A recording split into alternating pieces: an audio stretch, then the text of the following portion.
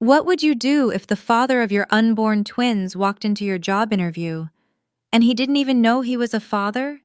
That's exactly what happened to me. One night in Vegas, a moment I thought I would never see again, until the billionaire himself stepped through that door. I kept telling myself to breathe, to stay calm, to focus on the interview questions I'd practiced 100 times. The city lights outside the glass walls blurred slightly as I tried to steady my nerves. This job was supposed to be my reset button, my way out, my chance to secure a future for the two little lives growing inside me. No one here knew, and I planned to keep it that way. Then the door clicked. I turned, and my heart nearly stopped. It was him. That same sharp jawline, that same confident walk, the same voice that had wrapped around me in a Vegas hotel suite months ago. The night I'd spent trying to pretend didn't matter, until the pregnancy test told me it did. He froze when he saw me. I watched recognition flash in his eyes, followed by something that looked dangerously close to shock. I tried to sit straighter, keep my expression neutral, pretend my pulse wasn't thundering in my ears. But inside, everything collapsed at once. Because the man interviewing me for this job is the father of my twins. And he doesn't know. Just stay with me as I share my story. You can be a part of it by subscribing and sharing in the comments where you are watching from. Let's get to it. I found him on the hotel's executive floor terrace, where the air was cooler and the noise from the casino below faded into a distant hum. The glass walls reflected the Vegas skyline, red and blue lights bleeding into the darkness, towers glowing like vertical cities. He stood near the railing, white dress shirt unbuttoned at the collar, sleeves rolled to his forearms, the expensive watch on his wrist catching the ambient light. His dark hair was slightly disheveled, like he'd been running his hands through it. He looked nothing like the composed billionaire from the keynote. He looked human. "You're not supposed to be up here," he said without turning around. "Executive guest access only." I lied to security, I admitted. Told them I was meeting someone. "Were you?" "I am now." He turned then, and I got my first real look at him up close. Sharp jawline shadowed with stubble, blue eyes that looked tired in a way that had nothing to do with sleep. He studied me for a moment. My professional blazer over a simple cream blouse, my practical heels, my complete lack of belonging in spaces like this. "You're from the summit," he said. It wasn't a question. "Callie Allison, data analyst. Professional nobody." I stayed by the glass doors, maintaining distance, giving him the option to send me away. "You're Dominic Glazer, professional everybody." "Not tonight." His laugh was hollow. "Tonight, I'm just someone who torched $400 million in front of 3,000 people." "You walked away from $400 million, I corrected, moving closer. "There's a difference." He looked at me differently then. Like I'd said something unexpected. "Most people don't see it that way. Most people don't have to choose between paying rent and eating." The words came out sharper than I intended, but I didn't take them back. When you have nothing, integrity isn't a luxury, it's all you've got. Something shifted in his expression. Recognition, maybe. Understanding. He gestured to the sleek outdoor furniture arranged near the glass wall, where the city spread out beneath us like a circuit board of light. "Sit, please." I did. He sat across from me, and for a moment we just existed there, two strangers suspended above a city built on illusions. "They wanted me to fund an AI system," he said finally. "Predictive analytics for social services. Sounds noble, right? Optimize resource allocation, identify at-risk families, prevent crises before they happen." His jaw tightened.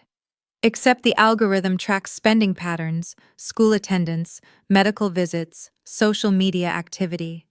It turns poverty into a risk score. It turns human beings into data points that determine whether they deserve help or surveillance. My stomach turned. They wanted you to invest in weaponizing desperation. Exactly. He met my eyes. So I walked away. In front of investors, partners, my entire board. Just walked away. Good, I said firmly. You should have. My CFO says I just committed professional suicide. Your CFO is wrong. I leaned forward. You committed professional honesty. That's rarer and worth more. He stared at me like I'd spoken a foreign language he'd forgotten he knew. Then slowly he smiled. A real one, small and genuine. What's your story? Callie Allison? What brings a data analyst who can't afford rent to a summit that costs $3,000 to attend? Scholarship, I said simply. And desperation. My sister's in nursing school. I'm supporting her. My current salary doesn't cut it anymore. I came here to network my way into something better. I shrugged. So far, I've mostly felt like an imposter in borrowed professional clothes. You're not an imposter, he said quietly. You belong anywhere you choose to be. And just like that, something shifted between us. Two people who'd spent the day performing finally dropping the act. Dawn came too soon, bleeding pink and gold through the floor-to-ceiling windows of his hotel suite. I woke to the sound of my phone vibrating on the nightstand. Alarm. 6:30 a.m., reality calling me back. Beside me, Dominic was still asleep, one arm draped across the space I'd occupied, his face peaceful in a way it hadn't been when we'd talked through the night. We'd talked for hours. About ethics and compromise, about the weight of other people's expectations, about what it costs to stay true to yourself when the world keeps offering you prices for your principles. Somewhere around 2 a.m., talking had turned into touching, tentative at first, then urgent, then tender. Two people who carried too much alone finding relief in not being alone, even if just for a night. I slipped out of bed carefully, gathering my clothes from where they'd been discarded across the pristine carpet. My blazer, my blouse, my practical heels that hurt after 3 hours, but were the most professional-looking ones I owned. I dressed quietly, watching him sleep, memorizing the moment because I knew what came next. This ended here. It had to. He was Dominic Glazer, billionaire, venture capitalist, a man whose bad day involved walking away from more money than I'd earn in 10 lifetimes. I was Callie Allison, data analyst, scholarship attendee, a woman whose bank account had $63 until Friday's direct deposit. Last night we'd been equals, just two people. Morning brought back the truth. I found hotel stationery on the desk and wrote quickly, "Thank you for reminding me why integrity matters. I hope you find investors who deserve what you're building. K." I left it on the pillow where I'd slept, grabbed my conference bag, and slipped out into the hallway. The carpet was plush and silent beneath my feet. Everything about this floor screamed wealth I'd never have. The art on the walls, the fresh flowers on the hallway tables, the kind of quiet that only money can buy. The elevator ride down felt like descending back into my real life. By the time I reached the lobby, my phone showed 7 missed texts from my sister Jessie. "How's the summit? Meet anyone good? Remember you're brilliant and they're lucky to talk to you. Also, tuition payment is due next week, just FYI. Not pressuring, just reminding. Love you. You got this." I smiled despite everything. Jessie, 23, relentlessly optimistic, determined to become a nurse, even though it meant drowning us both in educational debt. She was the reason I'd come to this summit. The reason I needed that better job. The reason I couldn't afford to be anyone other than who I was. Responsible, focused, alone. The taxi back to my budget hotel, 12 blocks away, $98 a night, versus the Aria's 400, took 15 minutes through morning traffic. I showered in the narrow bathroom, changed into fresh conference clothes, and headed back to the Summit Center. The day blurred. Panel discussions about data privacy and algorithmic bias. Networking sessions where I smiled and handed out business cards and pretended I wasn't exhausted. Lunch where I skipped the expensive buffet and ate the granola bar from my purse. Every hour I looked for him in the crowd. Dominic, the man whose first name was all I really knew, but he never appeared. Of course he didn't. He'd said what he needed to say yesterday. Today, he was probably in damage control meetings, managing the fallout from walking off stage, dealing with consequences I couldn't imagine. By 5 p.m., I admitted defeat. I'd collected business cards, made connections, promised to send portfolios and schedule calls. Maybe something would come of it, maybe not. Either way, I'd done what I came to do. I flew home that night, middle seat, delayed 2 hours, surrounded by drunk bachelorette parties screaming about what happened in Vegas. I pressed my forehead against the seat in front of me and let myself remember. His voice in the dark, his hands gentle and sure, the way he'd looked at me like I mattered beyond my productivity. Then I locked it away. By the time I landed, collected my bag, and took the bus home to my apartment, it was past midnight. Jessie had left dinner in the fridge, pasta, her specialty, with a note that said, "Proud of you," in her horrible handwriting. I ate cold pasta standing at the counter, staring at my reflection in the dark kitchen window. Same person I'd been 4 days ago. Same life, same struggles. One perfect night didn't change anything. Except somewhere in my chest, something felt different.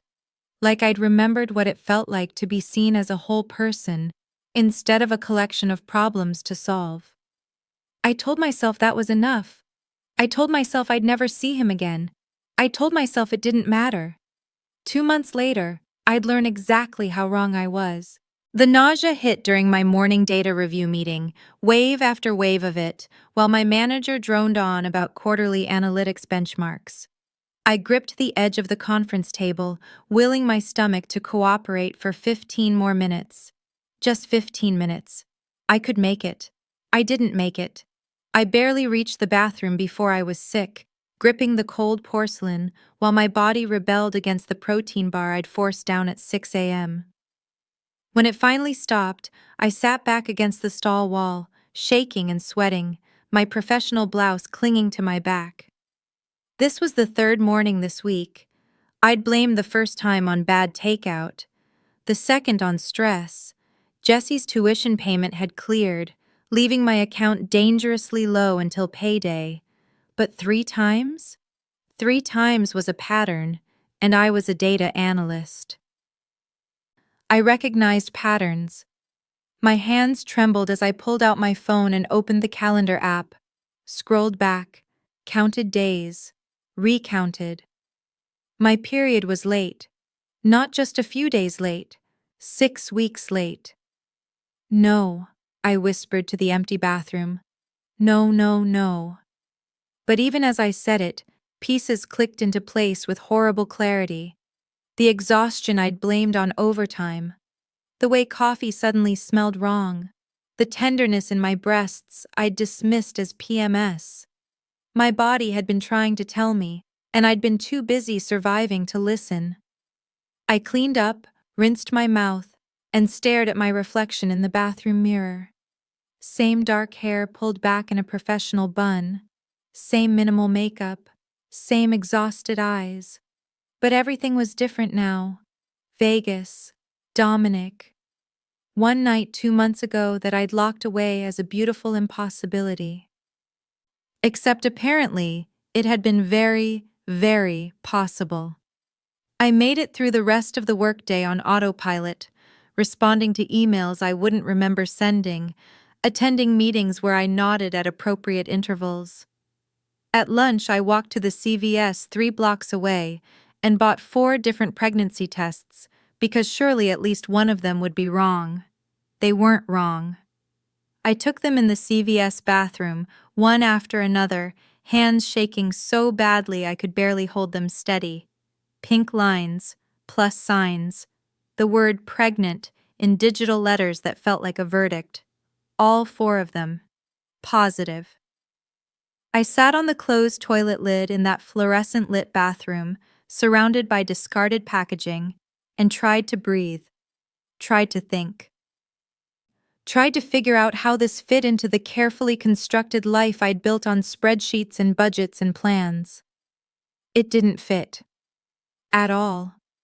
I was 27, single, supporting my sister, living paycheck to paycheck in a 1-bedroom apartment where I slept on the couch so Jessie could have the bedroom while she studied.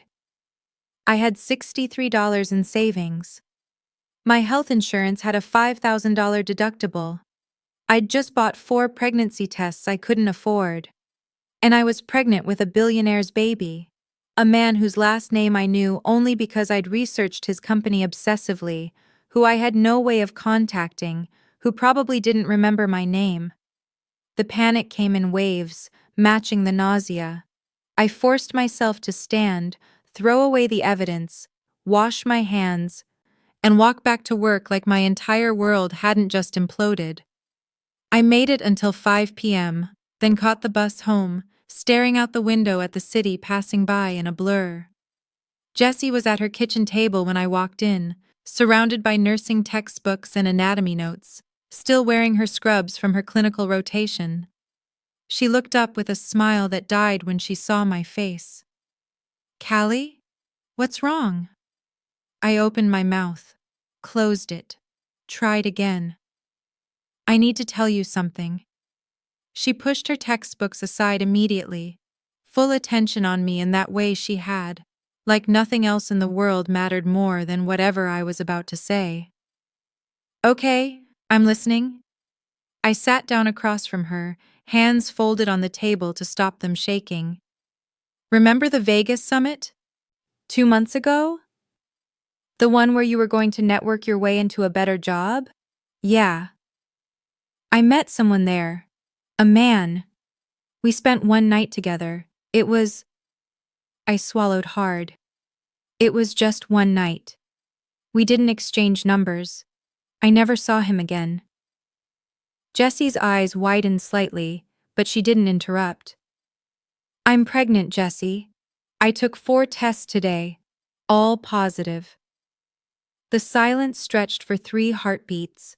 Then Jessie reached across the table and grabbed my hands, squeezing tight. "Okay," she said firmly. "Okay, we'll figure this out." "We?" I laughed, but it came out broken. "Jess, I can barely afford us as we are. I can't. I don't know how to..." "We," she repeated, fiercer this time. "You've been supporting me for 3 years. You think I'm going to let you do this alone? We're a team, Callie. We've always been a team." Tears burned my eyes. "I don't even know how to find him, to tell him." "Do you want to find him?" I thought about Dominic's voice in the dark, talking about integrity and choosing right over easy, about the way he'd looked at me like I was worth listening to, about how for one night I hadn't felt alone. "I don't know," I admitted. "I don't know anything right now except I'm terrified." Jessie stood up, came around the table, and pulled me into a hug. "Then we start with what we do know. You're pregnant, you have options, and whatever you decide, I'm here. That's what we know." I held on to my sister and let myself cry for the first time since seeing those positive tests. When I finally pulled back, wiping my eyes, Jessie was already in problem-solving mode.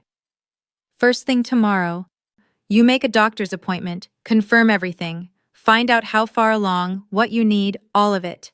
Then we make a plan.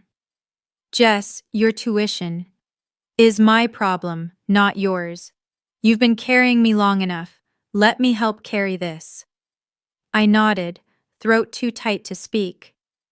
That night, lying on my couch in the dark, I pulled out my phone and Googled Dominic Glazer contact.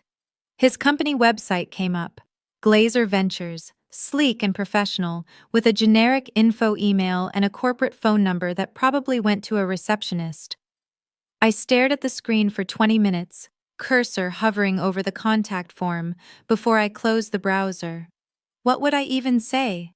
Hi, remember that night in Vegas 2 months ago? Surprise, you're going to be a father. I had no claim on him, no right to walk back into his life with this news. One night didn't create obligation, but it had created a baby. I pressed my hand against my still flat stomach, where a cluster of cells was dividing and growing and becoming a person whether I was ready or not. I don't know what I'm doing, I whispered to the darkness, to myself, to the tiny future I was suddenly responsible for. I don't know how to do this. The apartment was silent. Jessie sleeping in the next room, the city humming outside, and me, alone with the weight of it all. 3 days later, the doctor confirmed it. 8 weeks pregnant, healthy, due in February. Then she did an ultrasound, and my entire world shifted again. Well, she said, smiling at the screen, I see 2 heartbeats. Congratulations. You're having twins. I stared at the grainy image, at the 2 tiny flickering spots, and felt something between terror and wonder. Twins. Of course it was twins, because apparently, one night in Vegas hadn't just changed my life, it had doubled it. The Glazer Ventures Tower occupied 43 floors of premium downtown real estate, all glass and steel reflecting the morning sky. I stood on the sidewalk staring up at it, professional portfolio in one hand, the other pressed protectively against my stomach, where my secret was still hidden beneath a carefully chosen blazer. 12 weeks pregnant, with twins, and about to interview for the job that could save me. The email had come 2 weeks ago. Subject line: Senior Analytics Director position. Interview request. I'd applied on a whim 6 weeks prior, back when I'd been researching Dominic's company for entirely different reasons, trying to find some way to contact him, to tell him about the pregnancy, before I'd lost my nerve entirely. I never expected them to actually respond, but they had. And now I was here, 3 months after Vegas, about to walk into his building with his babies growing inside me, and no idea whether I'd even see him. He probably doesn't interview mid-level positions, I told myself as I entered the soaring lobby.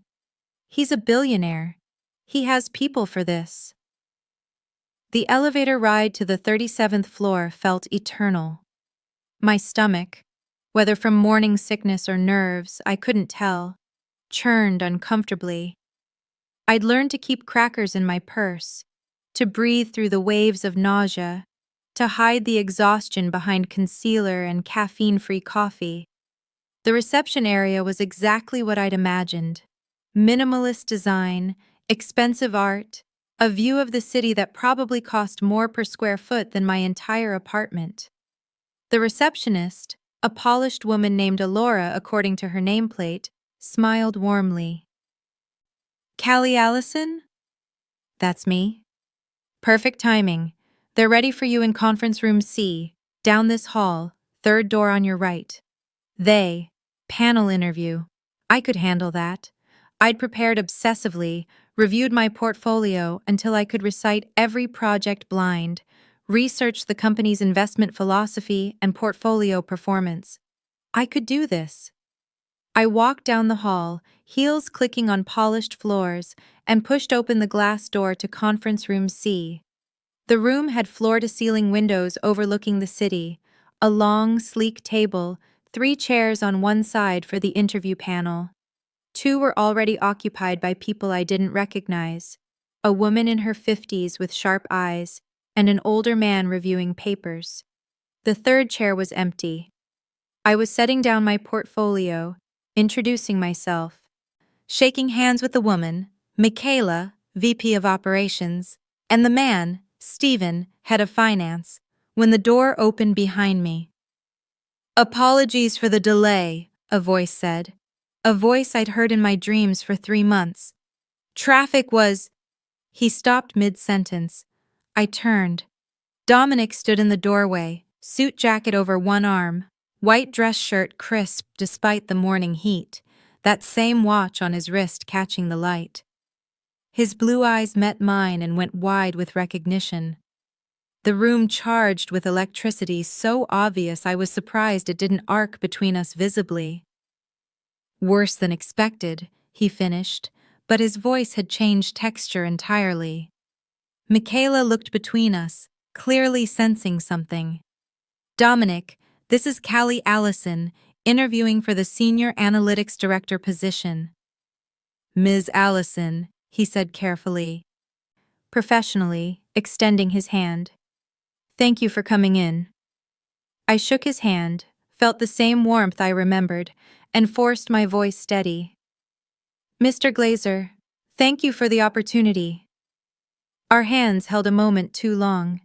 His thumb brushed my palm, deliberate or accident, I couldn't tell, before we both pulled back. He took his seat, and suddenly I was facing all 3 of them across the conference table, trying to remember how to breathe normally while the father of my unborn twins stared at me with an expression I couldn't read. "Let's begin," Stephen said, oblivious to the tension. "Ms. Allison, we were impressed by your portfolio. Walk us through your approach to the Tech Metrics Fraud Detection Project."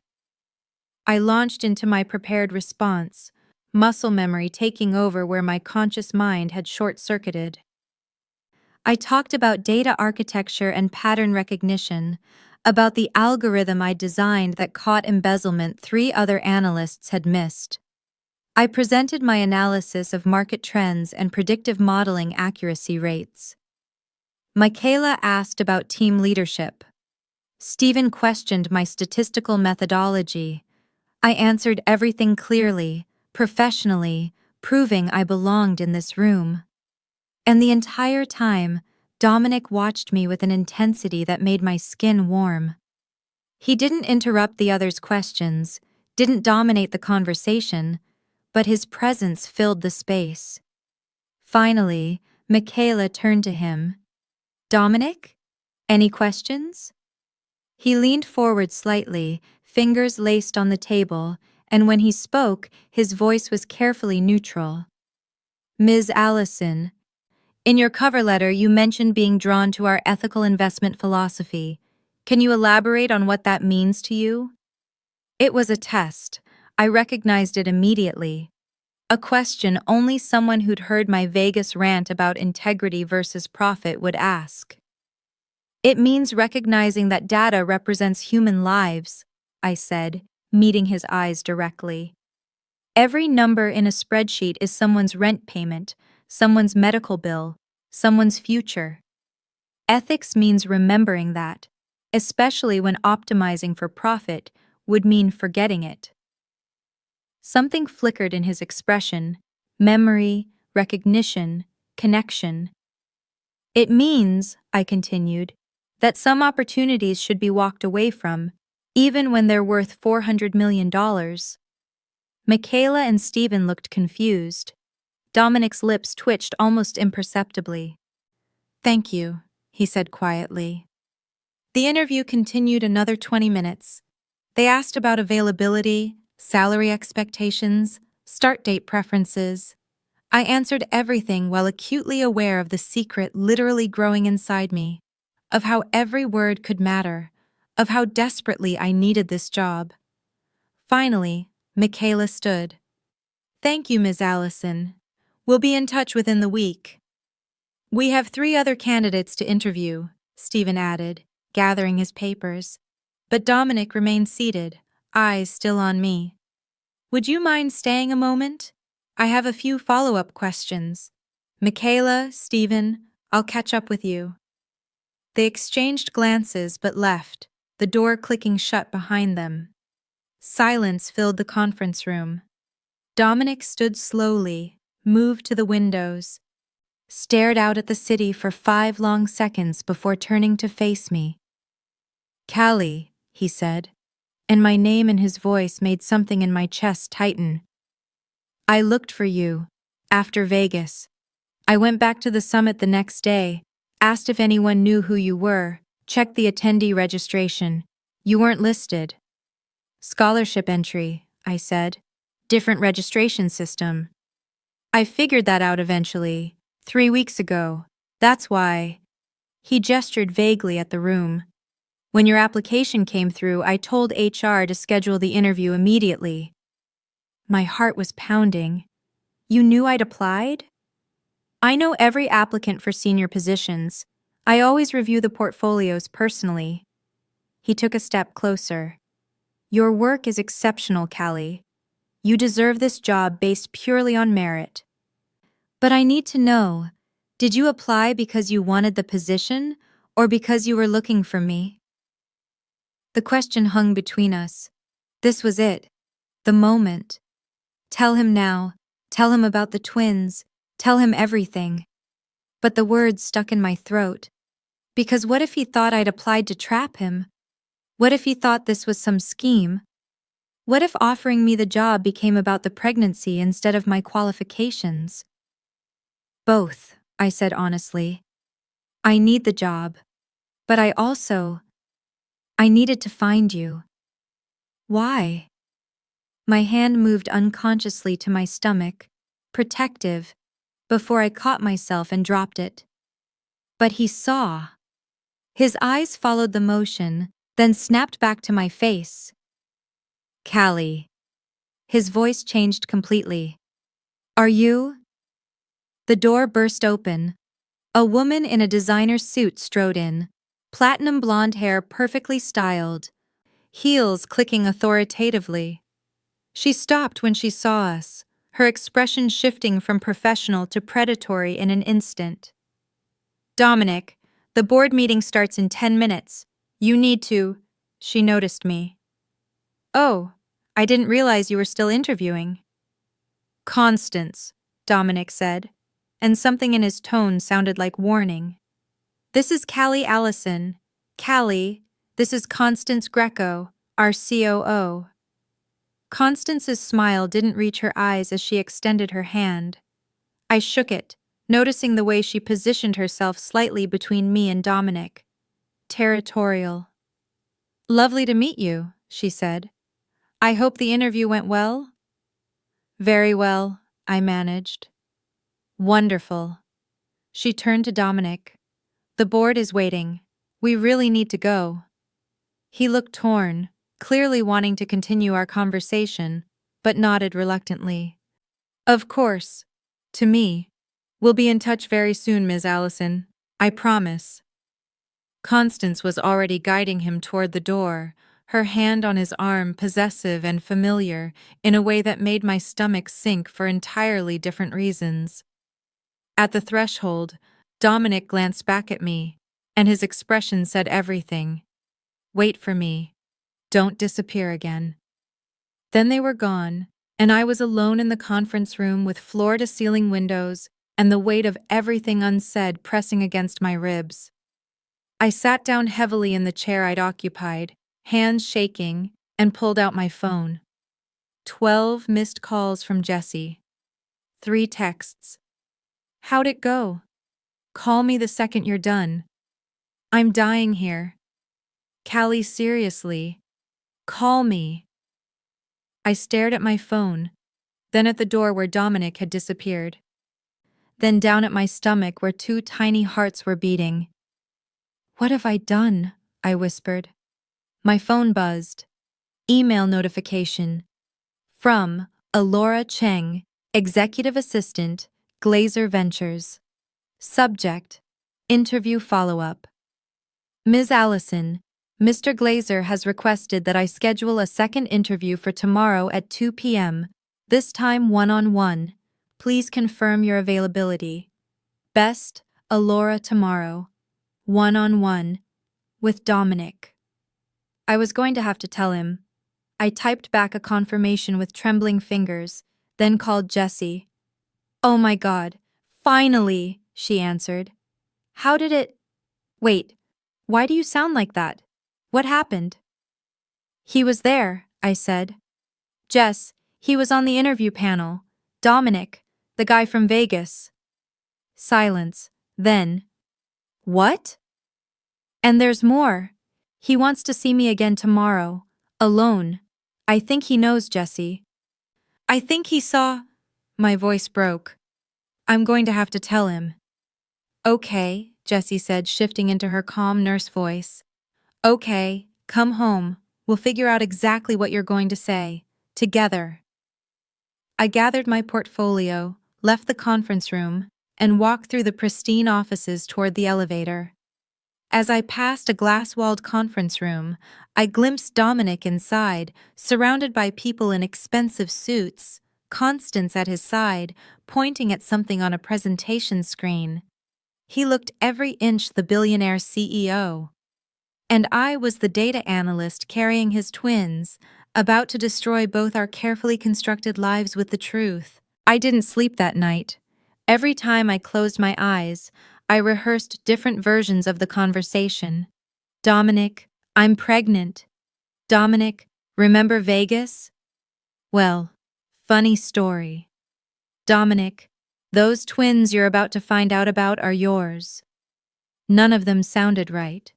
By morning, I'd given up on sleep entirely and was sitting at the kitchen table with chamomile tea, the only thing that didn't make me nauseous.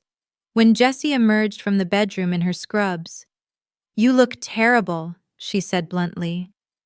"Thanks. That's exactly what I need to hear before facing the father of my children." She poured herself coffee and sat across from me. "Have you decided what you're going to say?" "The truth. What else can I say?" I wrapped my hands around the warm mug. "I'm 12 weeks pregnant with twins. He's the father. I applied for this job because I needed it, but also because I didn't know how else to find him, and now everything's impossibly complicated." "It's only complicated if you make it complicated," Jessie said. "You tell him the facts, let him process. Then you figure out next steps together, like adults." "He's a billionaire, Jess. I'm a data analyst, living paycheck to paycheck. There's no together here. There's him in his tower and me trying not to drown." "Stop it," her voice turned sharp. "Stop deciding what he's going to think before you even tell him. You don't know how he'll react. Give him the chance to surprise you." I wanted to believe her. I wanted to believe that the man who'd talked about ethics and integrity in Vegas would handle this with the same honesty. But reality wasn't a fairy tale, and pregnancy complicated everything. Still, at 1:30 p.m., I found myself back in the Glazer Ventures Tower, wearing a different blazer that hid my barely there bump, carrying the secret I couldn't hold much longer. Alora greeted me with a knowing smile. "He's waiting for you in his office. Top floor." Of course it was the top floor. The elevator ride felt like ascending to judgment. When the doors opened, I stepped into a space that was somehow both impressive and intimate. Floor-to-ceiling windows on 3 sides, minimalist furniture, walls lined with documentary photographs that I recognized as his work. Not corporate stock photos, but real images. Refugee camps, climate disasters, human faces filled with resilience and grief. Dominic stood at the windows, hands in his pockets, staring out at the city. He turned when he heard me enter. "Callie." He crossed the space in 3 strides. "Thank you for coming back. I know yesterday was complicated." That's one word for it. He gestured to a seating area. Leather chairs, a coffee table with water and glasses already set out. Thoughtful, prepared. We sat, and for a moment neither of us spoke. I owe you an explanation, he said finally. About Constance. You don't owe me anything. Vegas was one night. You're not accountable to me. Except I am. His blue eyes held mine. Because that night mattered, Callie. It wasn't just... He ran a hand through his hair, frustrated. I haven't stopped thinking about you. About what you said. About how you saw things. You reminded me why I started this company. Why ethics matter more than profit. My heart was pounding. Dominic, Constance is my COO, nothing more. We dated briefly 2 years ago, but it ended badly. She wanted me to compromise on investments I wouldn't touch. Now she's angling for a board position and using our past relationship as leverage. He leaned forward. I'm telling you this because I need you to know there's nothing between us, and I want there to be something between us. The words hung in the air, beautiful and impossible. You can't want that, I said quietly. Why not? Because I'm about to make your life incredibly complicated. His expression shifted, confusion, then realization. Then his eyes dropped to where my hand had unconsciously moved to my stomach again. Callie, are you pregnant? The question I'd been dreading, the truth I couldn't avoid. Yes, I whispered. 12 weeks. I found out 3 weeks after Vegas. I tried to find you, but I didn't know how. Then I saw the job posting, and I thought maybe... My voice cracked. I needed the job anyway, but I also needed to tell you. He sat back slowly, processing. I watched emotions flicker across his face. Shock, calculation, something that might have been fear. The silence stretched until I couldn't bear it. I'm not asking for anything, I said quickly. I applied for this job on merit. I can do the work, and I'll handle the pregnancy on my own. You don't have to... Stop. His voice was firm. Just stop. You're pregnant with my child, and you think I'm going to walk away? It's not that simple. It's exactly that simple. He moved to sit on the coffee table directly in front of me, close enough that our knees almost touched. Callie, look at me. I did. His eyes were intense, certain, completely focused. I spent 3 months looking for you, he said. 3 months wondering if I'd imagined how real that night felt. Now you're here, and you're telling me we created a life together, and you think I'm going to care about complicated? I built this company on complicated. I walked away from $400 million because complicated was worth it. Tears burned my eyes. Dominic, it's not just one baby. It's... I took a shaky breath. It's twins. His eyes widened. Twins? I nodded, unable to speak past the lump in my throat. And then, impossibly, he laughed, not cruel or mocking, but genuine and almost delighted. Of course it's twins, because apparently when we do something, we don't do it halfway. You're not angry? Angry? He reached out, hesitated, then gently took my hand. Callie, I'm terrified. I'm overwhelmed. I have no idea what I'm doing. But angry? No, never angry. The tears I'd been fighting spilled over. I can't afford twins, Dominic. I can barely afford myself and Jessie. The medical bills alone. Stop. We'll figure it out. We? Yes, we. His hand tightened on mine. I know this is fast. I know it's complicated. But I meant what I said. That night mattered. And now we have 2 more reasons to figure this out. I wanted to believe him. God, I wanted to believe him. But reality was sharp-edged and unforgiving. What about the job? I asked. Corporate policies about relationships between... I'll recuse myself from the hiring decision. Michaela and Stephen both loved you anyway. You'll get the position on merit. He smiled slightly. Though I should tell you, I was going to hire you regardless. Your portfolio is exceptional. You can't give me special treatment because I'm not. I'm giving you what you earned. The pregnancy is separate. He paused. Though we do need to discuss how we're going to handle this professionally. HR will have opinions.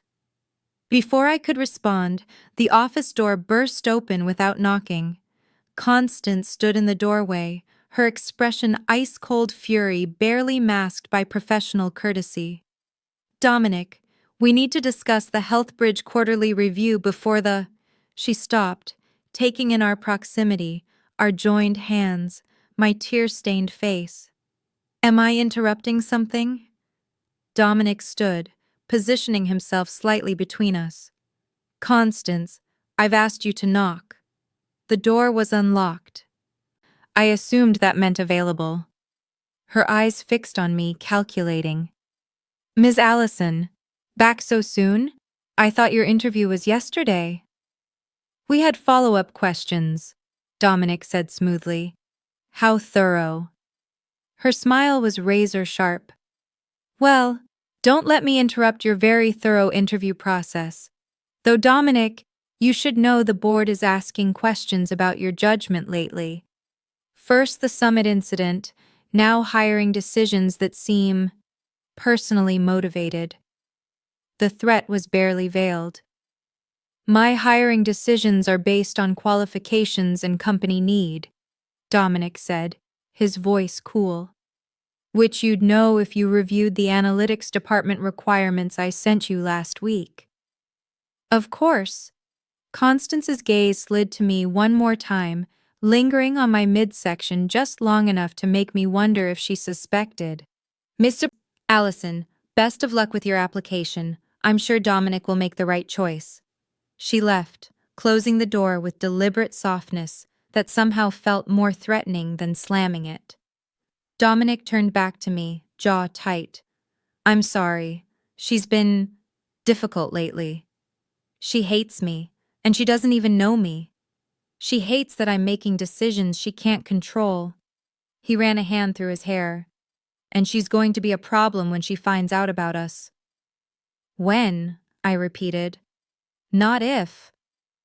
I won't hide you, Callie, or our children, but we need to be strategic about how and when we tell people. He sat back down. Starting with, are you accepting the job? It was the question I'd come here to answer before everything got complicated. I need the job, I admitted. The salary alone would solve so many problems. And I genuinely want to work here. Your investment philosophy aligns with everything I believe about ethical data use. But I'm pregnant with your twins. You're my potential boss. There's a COO who clearly has issues with both of us, and I have no idea how to navigate any of this without everything exploding. He was quiet for a moment, thinking. What if we separated the professional from the personal? You take the job, report to Michaela instead of directly to me. We establish clear boundaries at work. And outside work, we figure out the pregnancy together, as partners. Partners, I echoed. Dominic, we barely know each other. Then let's fix that, starting now. He pulled out his phone. What's your number? I gave it to him. He texted immediately, and my phone buzzed. This is Dominic. Now you can reach me whenever you need to, day or night. No more trying to find me through corporate websites. Despite everything, I smiled. You looked for me? Everywhere. You have no idea how frustrating it is to be a billionaire who can't track down one brilliant data analyst. Maybe I didn't want to be found. Did you? His eyes held mine. Want to be found? Yes, I admitted. I was just terrified of what would happen when you found me. And now? Still terrified, but at least you know. He smiled, genuine, warm, the same smile I remembered from Vegas. Good. Because we're going to figure this out together, Callie. The job, the twins, all of it. You don't have to carry everything alone anymore. I wanted to argue, to point out all the reasons why this couldn't work. But sitting there in his office, with his hand in mine and honesty between us, I let myself believe him, just for a moment. My phone buzzed. Text from Jesse. How'd it go? Do I need to come bail you out of anything? I typed back. He knows. He's not running. Call you soon. Her response was immediate. I knew it. I knew he was a good one. Everything okay? Dominic asked. My sister. She's been my support system through all this. She's also the reason I needed this job so badly. I'm paying for her nursing school. His expression softened. I'd like to meet her, if that's okay. You want to meet Jessie? I want to know the people who matter to you. And if we're doing this, really doing this, then yeah, I want to meet your family. The word family hit differently when you were carrying someone's children. Okay, I said. But fair warning, she's going to interrogate you like a detective. Good. I'd expect nothing less from someone who loves you. We talked for another hour about logistics, boundaries, next steps. He insisted on covering all medical expenses. I insisted on maintaining my own apartment until we figured out what us actually meant. We compromised on everything except one thing. He made me promise to tell him immediately if I needed anything, no matter how small.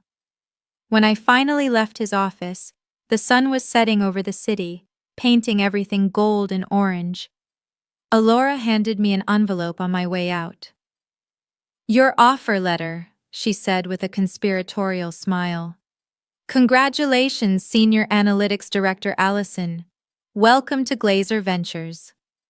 I opened it in the elevator. The salary made my breath catch, nearly double what I was making now, enough to support Jessie, afford the twins, maybe even save something for the first time in my adult life. I called Jessie from the lobby. I got the job, I said when she answered. She screamed so loud I had to pull the phone away from my ear.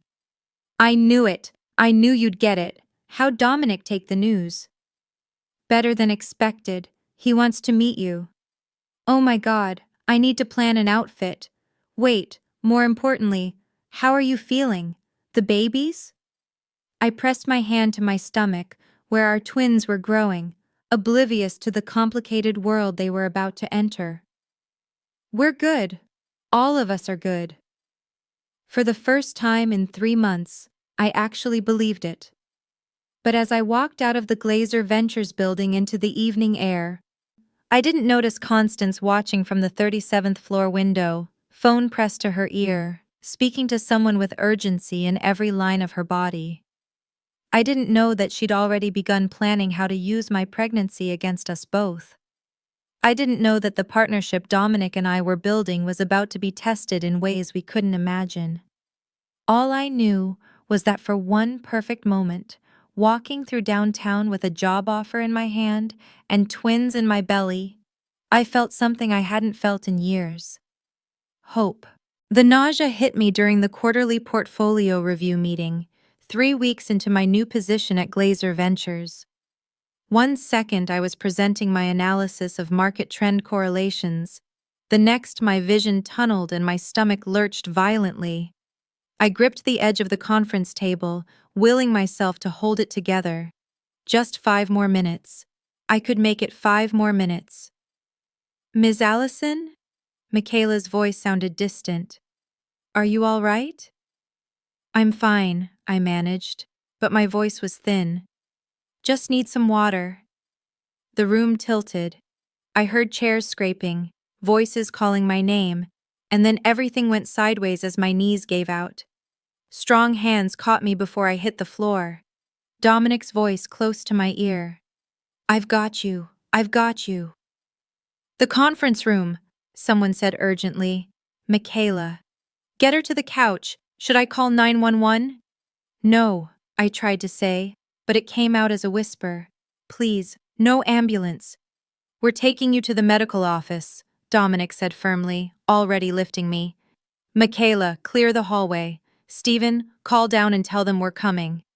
I wanted to protest, to say I was fine, to maintain the professional facade I'd worked so hard to build over these 3 weeks. But my body had other ideas. The world swam in and out of focus as Dominic carried me through the office, past startled colleagues, past Alora's concerned face, into the elevator where he held me against his chest like I weighed nothing. "The babies," I whispered against his shoulder, "are fine. You're fine. Just breathe." But I could hear the fear beneath his calm. The company medical office occupied part of the 35th floor, a perk for employees that I'd noted during orientation but never thought I'd use. A nurse with kind eyes and efficient hands guided us into an examination room. "What happened?" she asked, already checking my pulse. "She collapsed during a meeting," Dominic said. He'd set me on the exam table but stayed close, his hand on my shoulder. "She's—" He looked at me, asking permission. I nodded. We'd agreed to keep the pregnancy private until after my first trimester ended, but that plan was rapidly disintegrating. "She's 16 weeks pregnant," he finished. "With twins." The nurse's expression shifted immediately to professional concern. "Any bleeding? Cramping?" "No," I said. "Just nausea. It's been bad lately, but this morning was worse." "When did you last eat?" I tried to remember.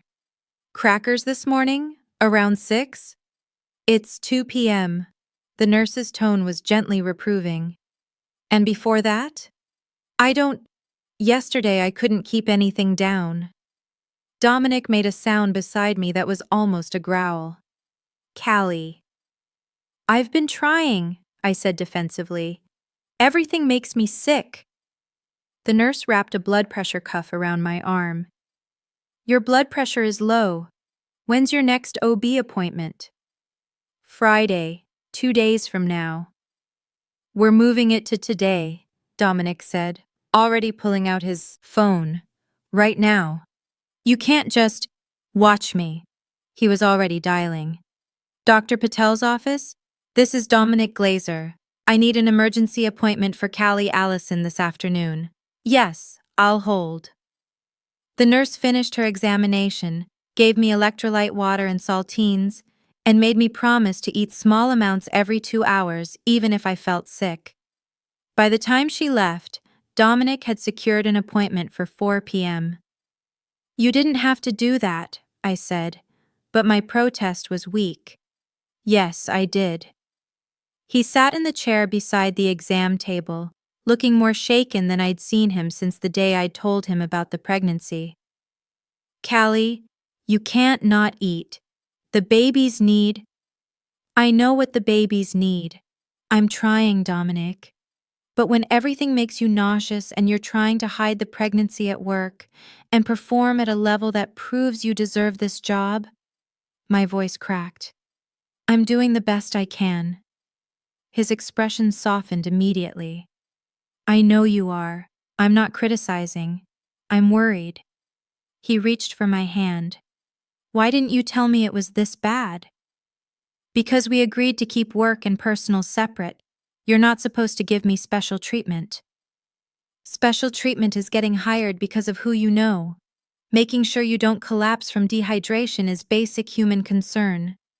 He squeezed my hand gently. "The boundaries are important, but not at the cost of your health. Our baby's health." The door opened without warning. Constance stood in the doorway, her expression perfectly controlled, except for the calculation in her eyes. "I heard there was a medical emergency," she said smoothly. "I came to check if everything was all right." Dominic's hand stayed in mine, but his body language shifted, protective, defensive. "Everything's fine. Callie just needs some rest." Constance's gaze dropped to our joined hands, then to where my other hand rested protectively on my stomach, a gesture I didn't even realize I was making anymore. Her eyes narrowed almost imperceptibly. "How fortunate that you were there to catch her," she said to Dominic. though it does raise questions about why our CEO is carrying employees to medical offices instead of letting security handle it.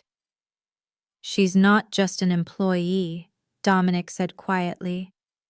The words hung in the air like a confession. Constance's smile was razor sharp. No, I don't suppose she is. Well, I'm glad you're all right, Miss Allison.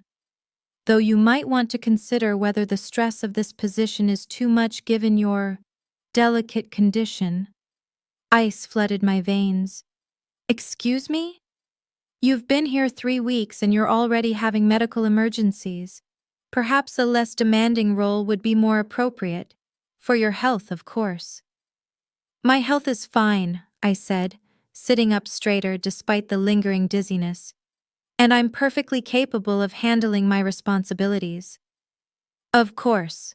Constance's tone dripped false concern. Though I'd hate for something to happen that could have been prevented with proper rest. Pregnancy can be so unpredictable, especially with multiples. The confirmation that she knew exactly what was happening sent a chill through me. I hadn't said anything about multiples. The nurse hadn't spoken to anyone outside this room, which meant, "How long have you known?" Dominic asked, his voice dangerously quiet. Known what? Constance's innocence was perfectly performed. Don't play games. How long? She shrugged delicately. I have friends in many places, Dominic, including medical offices, and I make it my business to know what's happening in this company. Her eyes fixed on me. Especially when it involves someone who went from job applicant to senior director to your personal concern in less than a month. People notice patterns. And you've been investigating her, Dominic said. Not a question. I've been protecting company interests. We have ethics policies about relationships between executives and subordinates.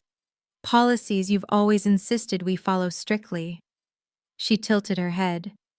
Unless, of course, those policies don't apply when it's inconvenient for you personally. Callie reports to Michaela, not to me.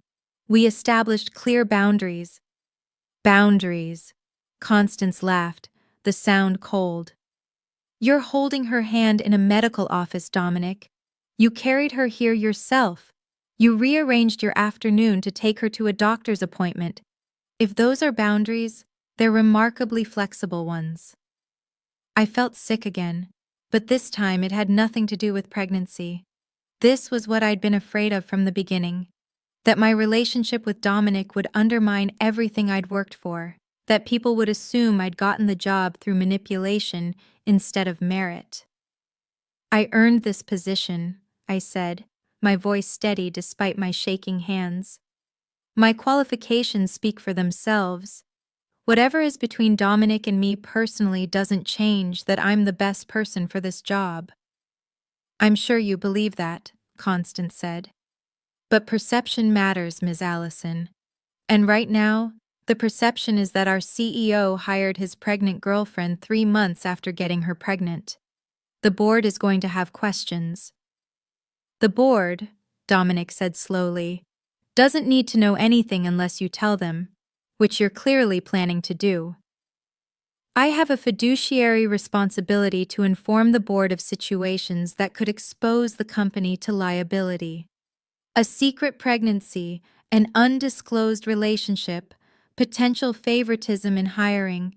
These are exactly the kinds of situations they need to know about. She smiled. I'll be presenting it at Friday's board meeting. Unless, of course, you'd like to get ahead of it and tell them yourself. Is that what this is? Dominic stood, still keeping himself between Constance and me. Blackmail? It's reality. You've compromised your position, Dominic. You've let personal feelings override professional judgment. The board is already concerned about your decision-making after the summit incident. This will only confirm their doubts. The summit incident where I refused to fund predatory surveillance? That's what they're concerned about? They're concerned about a CEO who makes emotional decisions instead of profitable ones. Who walks away from lucrative deals because of personal ethics? Who hires employees he's personally involved with? Constance's voice hardened. You're becoming a liability, Dominic, and the board is starting to see that. The threat was crystal clear. Constance wasn't just exposing our relationship, she was building a case to remove Dominic from his own company. Get out, Dominic said, his voice low and controlled but vibrating with anger. I'm just trying to help you see reality before the board does. But if you'd prefer to be blindsided on Friday. She turned to leave, then paused at the door. Oh, and Ms. Allison, you might want to start polishing your resume, because whether Dominic keeps his position or not, I doubt the board will want to retain someone at the center of an ethics scandal. She left, and the silence she left behind felt suffocating. I stared at my hands, at where Dominic's hand had been moments ago, and felt everything I'd worked for crumbling. She's going to destroy both of us. No, Dominic said firmly. She's going to try. There's a difference. Dominic, she's right about the optics. You hired me weeks after Vegas. Even though I'm qualified, even though I report to Michaela, even though we tried to do everything right, it looks bad.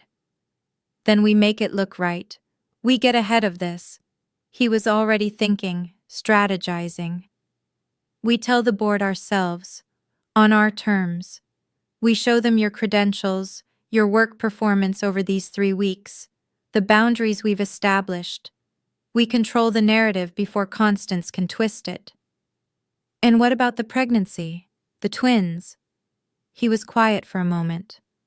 We tell them that too. All of it. The truth is the only weapon Constance can't manipulate. I wanted to believe him, but I'd learned that truth didn't always matter when power was involved. What if they fire me anyway? What if they decide I'm not worth the trouble?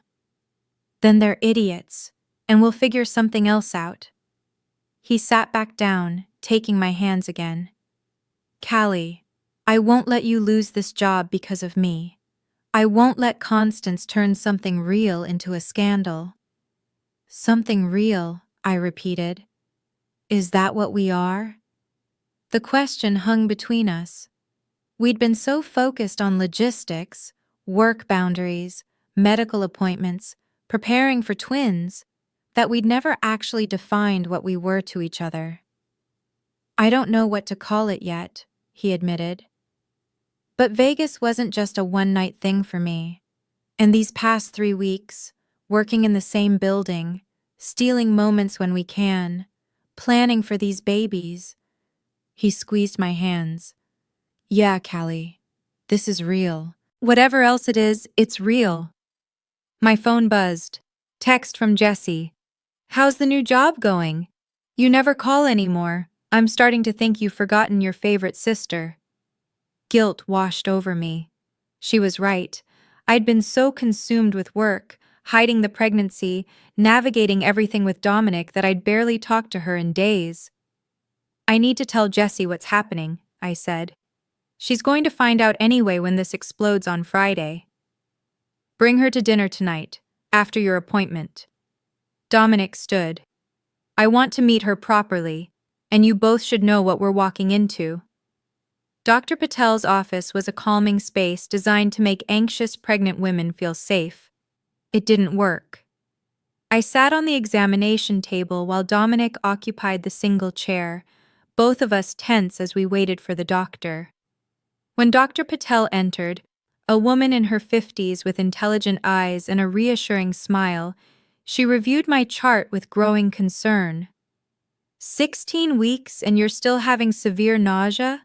Have you been able to keep food down? Sometimes, I admitted. She hasn't eaten since yesterday morning, Dominic said. Dr. Patel's expression turned stern. Callie, hyperemesis gravidarum is serious. With twins, it's even more critical that you maintain nutrition and hydration. I'm going to prescribe anti-nausea medication, and I want you to keep a food diary. She turned to Dominic. And you? Make sure she's eating every 2 hours, even if it's just crackers or fruit, small amounts constantly. I will, he promised. The ultrasound came next. Dr. Patel squeezed gel on my stomach and pressed the wand against my skin. The screen flickered to life, and suddenly there they were, two tiny forms, much bigger than the last time I'd seen them, moving and real. There's baby A, Dr. Patel said, pointing, and baby B, both measuring perfectly for 16 weeks, strong heartbeats. The sound filled the room, two rapid heartbeats layered over each other, impossibly fast, impossibly alive. I looked at Dominic. His eyes were fixed on the screen, expression transformed by wonder and something that looked like fear. His hand found mine and held tight. "That's them," he whispered. "That's really them." "That's really them," I confirmed. For just a moment, everything else fell away. Constance's threats, the board meeting, the scandal brewing. There was just us and those two heartbeats, the evidence of one reckless night that had created something neither of us had planned, but both of us already loved. Dr. Patel printed ultrasound photos and handed them to us. "Everything looks good. But Callie, you need to take care of yourself. These babies need you healthy." We left with prescriptions, instructions, and ultrasound images that felt like proof of something impossible made real. In the parking garage, Dominic stopped before getting into his car. "We're going to be okay, all four of us. Whatever Constance tries, whatever the board says, we're going to figure this out." I wanted to believe him. I looked at the ultrasound photo in my hand, at the two tiny forms who were counting on us to protect them, and I made a choice. "Okay," I said. "Then let's get ahead of this. Let's tell the board our way before Constance can twist the story. And let's make sure they understand that I earned my position regardless of what's between us." He smiled, fierce and determined. "That's my girl." We drove to my apartment where Jessie was waiting. When she opened the door and saw both of us standing there, her eyes went wide. "Okay, this looks serious. Should I order pizza? Or are we talking wine-level crisis? Wait, you can't have wine? Should I have wine?" "Pizza," I said. "And maybe wine for you, because we have a lot to tell you." 3 hours later, Jessie had heard everything. The pregnancy, the job, Dominic's involvement, Constance's threats, the board meeting on Friday. She'd cycled through shock, excitement, fury, and finally determination. "So this Constance woman thinks she can destroy my sister's career and intimidate a billionaire?" Jessie said, already pulling out her laptop. "Let me do some research. I want to know everything about her before Friday." "Jess, you don't have to." "Shut up. Yes, I do. You've supported me for 3 years. Now it's my turn." She fixed Dominic with a stern look. "And you better be serious about my sister, because if you're not, babies or no babies, I will make your life hell." Dominic didn't flinch. "I'm serious. I promise you, I'm serious." "Good." Jessie's expression softened. "Now show me those ultrasound photos again. I'm going to be an aunt to twins." "Twins!" As Jessie cooed over the images and Dominic explained what the doctor had said, I felt something shift inside me. For weeks I'd been trying to handle everything alone: the pregnancy, the job, the complicated relationship, the fear. But sitting in my small apartment with my sister and the father of my children, planning how to face the storm together, I realized I didn't have to. For the first time since Vegas, I wasn't alone. Whatever Constance had planned, we'd face it together. I discovered the truth about Healthbridge at 2 a.m. on a Thursday, 3 days before the board meeting that could end my career. I couldn't sleep. The anti-nausea medication Dr. Patel prescribed helped with eating, but it made my brain hyperactive at night. So I'd gotten up, made chamomile tea, and decided to review the portfolio analytics I'd been compiling for my first quarterly report. Professional insomnia had to be useful for something. HealthBridge was one of Glazer Ventures' newer investments, a healthcare data management startup founded 18 months ago by Constance Greco and her partner Branson Light. According to the prospectus, they provided streamlined patient data integration services to help healthcare providers coordinate care more efficiently. Noble mission, growing market, solid projections. But the numbers didn't add up. I'd noticed it in passing during my first week, small discrepancies in their reported data acquisition costs versus their stated client base.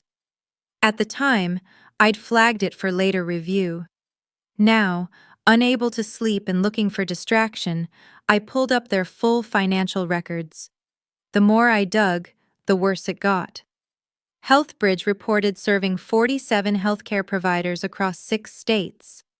But their data acquisition costs suggested they were processing information from nearly 4 times that many sources.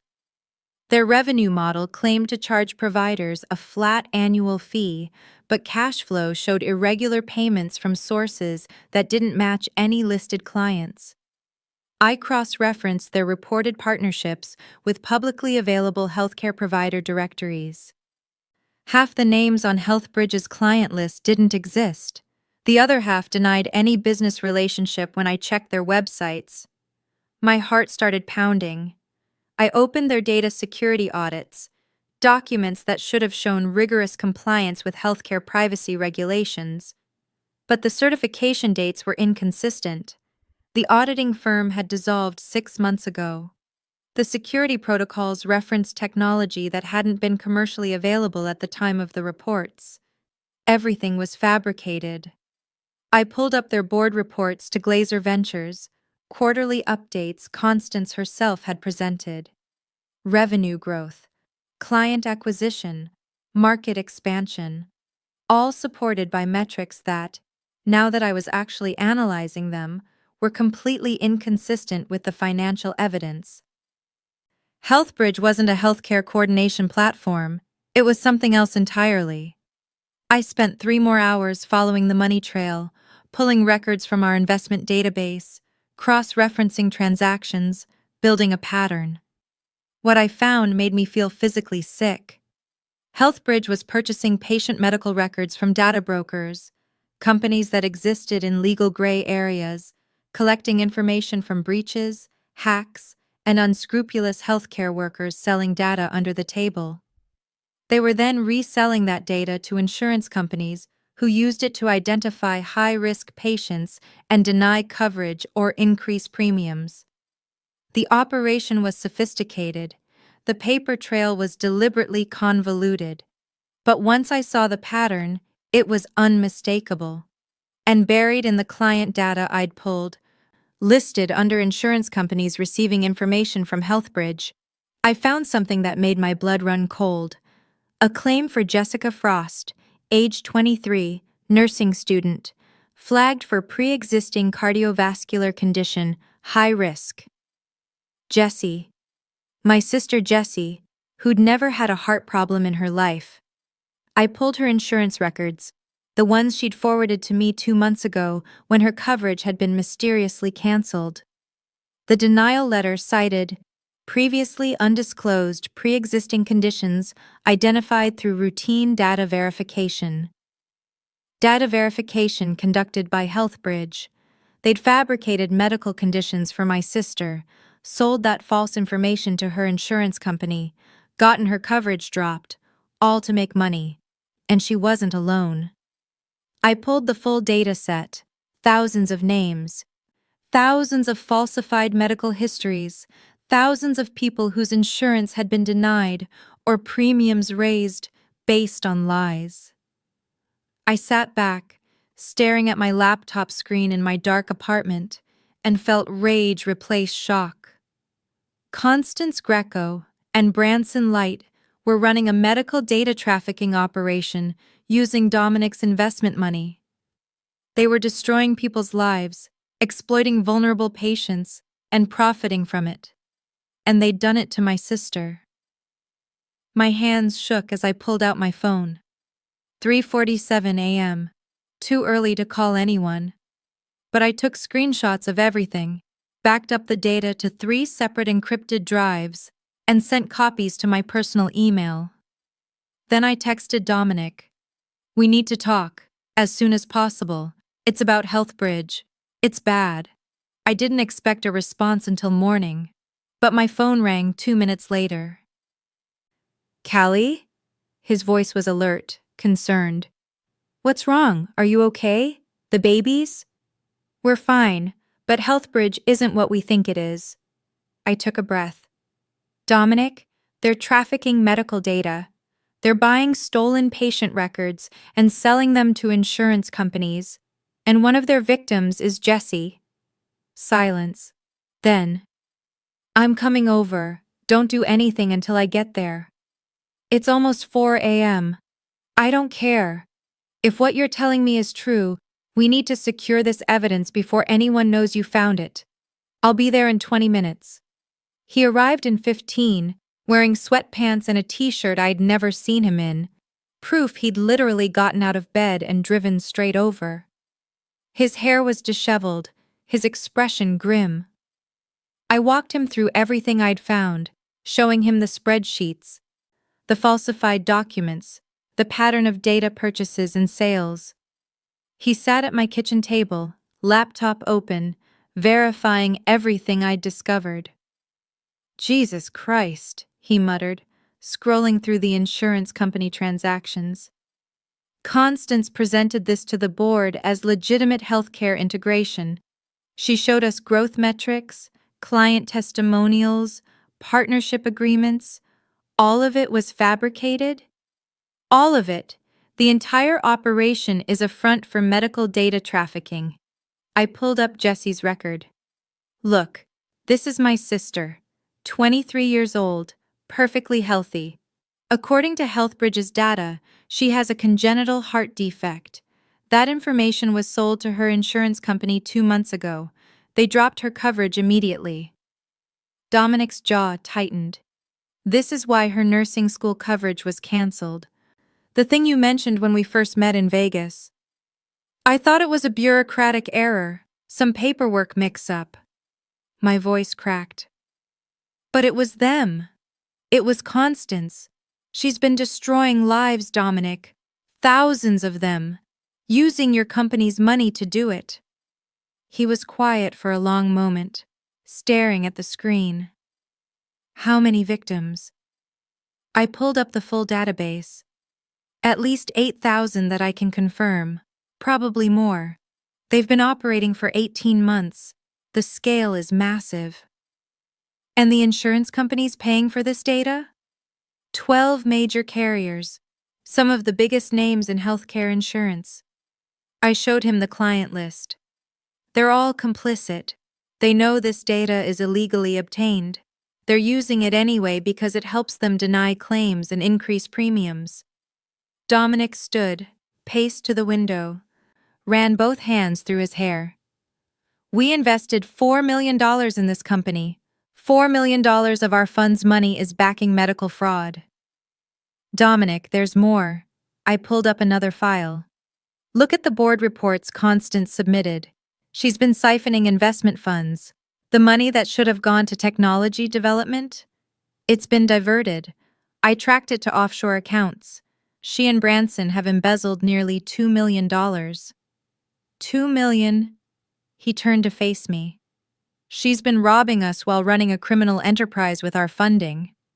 And she's planning to take the company public next quarter. Look." I showed him the IPO preparation documents hidden in the financial filings. If they go public before this is exposed, they'll walk away with hundreds of millions. All based on fraudulent projections and stolen data. He came back to the table, sat down heavily. "This is why she's been pushing so hard for the board to question my judgment. She needed to undermine my authority before I could dig into HealthBridge's operations. And the timing with exposing our relationship. That wasn't just about hurting you. It was about discrediting me specifically. I gestured at the laptop. I'm the senior analytics director. This is literally my job, finding irregularities in portfolio company financials. She knew if I stayed in this position long enough, I'd eventually find this. So she's been trying to get you fired before you could discover what she's doing. Exactly. I pulled up another file. And there's something else. Look at the timeline. Healthbridge was founded 19 months ago. Constance and Branson pitched it to Glazer Ventures 16 months ago. You approved the investment 14 months ago. Vegas was 3 months ago, he said slowly, seeing where I was going. Right. We met in Vegas 3 months ago. Completely random, both escaping bad situations, found each other in a hotel bar. I pulled up another document, travel records I'd found buried in Healthbridge's expense reports. Except Constance was in Vegas that same weekend. She stayed at the Aria, same hotel as you. His eyes narrowed. You think she followed me there? I think she knew you'd be vulnerable after walking away from that investment. I think she knew you'd need to decompress. And I pulled up the next file, feeling sick as I did.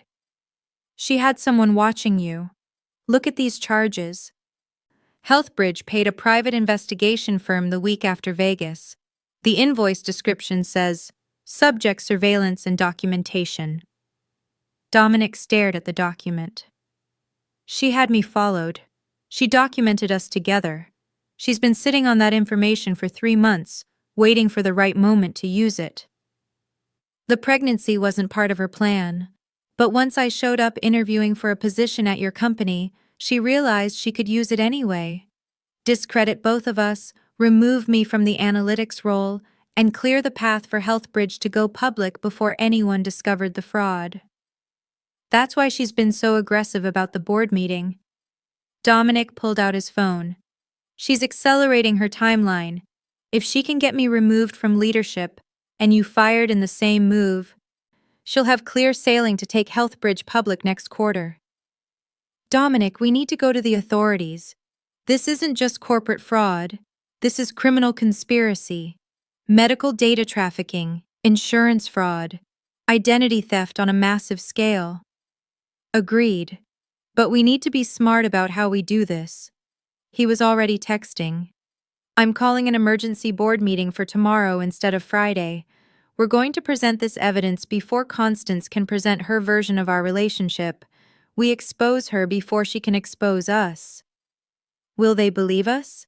She's been their COO for 2 years. But I founded this company, Callie. I built it on ethical investing principles. The board knows that. When we show them proof that Constance has been running a criminal operation with our funding, that she's embezzled millions, that she's been planning to destroy both of us to cover it up. His voice turned hard. They'll believe us. A sound from the hallway made us both turn. Jessie stood in the doorway of her bedroom, wearing pajamas and a confused expression. Why is there a billionaire in our kitchen at 4 a.m.? She asked. Then she registered our expressions. What happened? Is something wrong with the babies? The babies are fine, I assured her quickly. But we found something about why your insurance was canceled. I walked her through it. The whole operation, the trafficking, the fabricated medical records. When I showed her the file with her name, the fake diagnosis they'd created for her, she sat down hard in a kitchen chair. They gave me a heart condition I don't have, she whispered. They destroyed my coverage with a lie. They did it to 8,000 people, Dominic said quietly. You're not alone. But why? Why target nursing students? Why target me specifically? I pulled up another analysis I'd run. They're targeting people in vulnerable positions, students, low-income families, recent immigrants, people who can't easily fight back when insurance denies claims, people who might not have the resources to investigate or challenge the decisions. It's systematic exploitation, Dominic added. They identify the most vulnerable patients, fabricate expensive pre-existing conditions, sell that data to insurance companies, and profit while real people lose coverage. Jessie looked at me with fire in her eyes. Tell me you're going to destroy them. We're going to try, I said. Tomorrow, Dominic confirmed. Emergency board meeting. We're presenting everything Callie found. Then we're going to federal authorities, FBI, HHS, whoever handles medical fraud. Constance and Branson are going to face charges. Good. Jessie stood. And I'm coming to that board meeting. Jess, you don't have to. Yes, I do. I'm a victim of their fraud. I deserve to be there when they go down. She looked at Dominic. Unless there's some rule about civilians in board meetings? Not when they're providing victim testimony, he said. If you're willing to speak about what happened to you, it'll help our case. I'm willing. Her voice was firm. They tried to destroy my education and my future over a lie. They targeted me because they thought I couldn't fight back. I'm fighting back. I felt a surge of pride for my sister, 23 years old, facing down billionaire criminals, refusing to be a victim. Okay, I said. Then we all go in tomorrow, together. We spent the next 3 hours preparing. Dominic called his lawyer, a woman named Blair McDaniel, who specialized in corporate litigation. She arrived at my apartment at 6 a.m., reviewed all the evidence, and immediately began building a legal strategy. This is ironclad, she said, scrolling through the documentation. Financial fraud, HIPAA violations, wire fraud, identity theft, embezzlement. Constance and Branson are looking at federal charges and serious prison time. What about Glazer Ventures? Dominic asked. We unknowingly funded criminal activity. You're a victim too, as long as you report it immediately and cooperate fully with authorities. The fact that your own analyst uncovered it actually helps your case, shows you have proper oversight protocols. Blair looked at me. Ms. Allison, your work here is exceptional. This documentation is exactly what prosecutors need. I just did my job, I said. Your job just exposed one of the largest medical data trafficking operations in the country. She smiled. That's a bit more than routine analytics. By 8 a.m., we had a plan. Blair would contact the FBI and schedule a meeting for right after our board presentation. We'd present the evidence to the board first, give them a chance to act responsibly and cooperate with authorities. Then we'd turn everything over to federal investigators. Dominic drove me home so I could shower and change into professional clothes. As I stood in my bathroom applying makeup to hide the exhaustion, he leaned in the doorway. You okay? He asked. I found out the woman trying to destroy our careers is also the woman who destroyed my sister's insurance using medical fraud. And now we're about to accuse her of federal crimes in front of your entire board. I met his eyes in the mirror. So no, not really okay. But I'm functional. He came up behind me, hands gentle on my shoulders. You know this is going to get ugly. I know. Constance won't go down quietly. She'll fight back. She'll probably try to discredit you, claim the evidence is fabricated, say you're out to get her because of our relationship. I know that too. And despite everything, despite the fact that we're exposing massive fraud, some people are still going to focus on the fact that I hired my pregnant girlfriend. I turned to face him. Is that what I am? Your girlfriend? He smiled slightly. I don't know. What do you call someone you're having twins with, who you're about to face down corporate criminals with, who you can't stop thinking about even when you should be sleeping? Complicated? I was thinking more like partner, in every sense of the word. My heart did something strange in my chest. Partners, I repeated. I like that. Good. He kissed my forehead gently. Because we're in this together. Whatever Constance throws at us today, we face it together. At 9:45 a.m., we walked into the Glazer Ventures conference room where the emergency board meeting was being held. 8 board members were already seated, confusion and concern evident on their faces. Constance sat at the far end of the table, Branson beside her, both looking supremely confident. Until they saw me carrying my laptop, with Jessie right behind me. Constance's expression flickered, just for a second, before she smoothed it back to professional neutrality. Dominic, I wasn't aware we were allowing spectators at board meetings. Ms. Frost is here as a material witness, Blair said, taking a seat at the table. And Ms. Allison is presenting evidence of significant concerns regarding one of our portfolio companies. What concerns? One of the board members, an older man named Obed, asked. Dominic stood at the head of the table. Thank you all for coming on short notice. What you're about to hear is disturbing. 3 days ago, our senior analytics director, Callie Allison, uncovered evidence of systematic fraud, embezzlement, and criminal activity involving Healthbridge, one of our funded companies. Constance's face went carefully blank. Branson shifted in his seat. These are serious accusations, another board member, Adeline, said. What evidence do you have? I stood, connected my laptop to the presentation screen, and began walking them through everything I'd found. The fabricated client lists, the illegal data purchases, the insurance fraud, the embezzlement.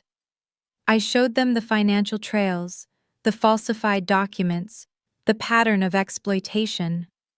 The room grew progressively more tense as I presented each piece of evidence. Then I pulled up Jessie's file. This is Jessica Frost. She's a nursing student. 2 months ago, her insurance coverage was canceled due to a supposed pre-existing heart condition. Except she doesn't have a heart condition.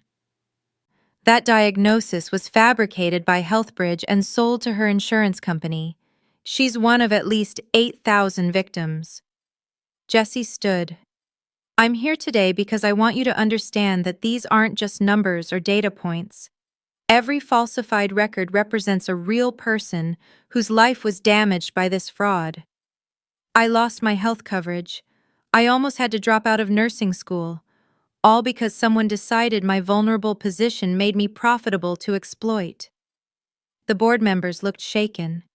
All except Constance, who sat perfectly still, and Branson, whose jaw was clenched tight. These accusations are absurd, Constance said coldly. Healthbridge is a legitimate healthcare technology company. Ms. Allison has clearly misinterpreted. I haven't misinterpreted anything, I said, pulling up the next file. Your company's bank statements show payments from data brokers known for trafficking stolen medical records. Your client list is 50% fabricated. I verified it. Your security audits are falsified. The auditing firm doesn't exist anymore. And you've embezzled $1.9 million in investment funds to offshore accounts. I put the evidence on screen. Bank transfers, account numbers, dates and amounts. The room erupted. Constance, is this true? Obed demanded. Of course not. This is clearly a coordinated attack by Dominic and his, she gestured at me, his pregnant employee to undermine my position before I could report their ethics violations to you. Ethics violations? Adeline looked confused. What ethics violations? Dominic hired Ms. Allison weeks after getting her pregnant in Las Vegas. He's given her special treatment, compromised company policies, and now she's fabricating evidence against me to protect their inappropriate relationship.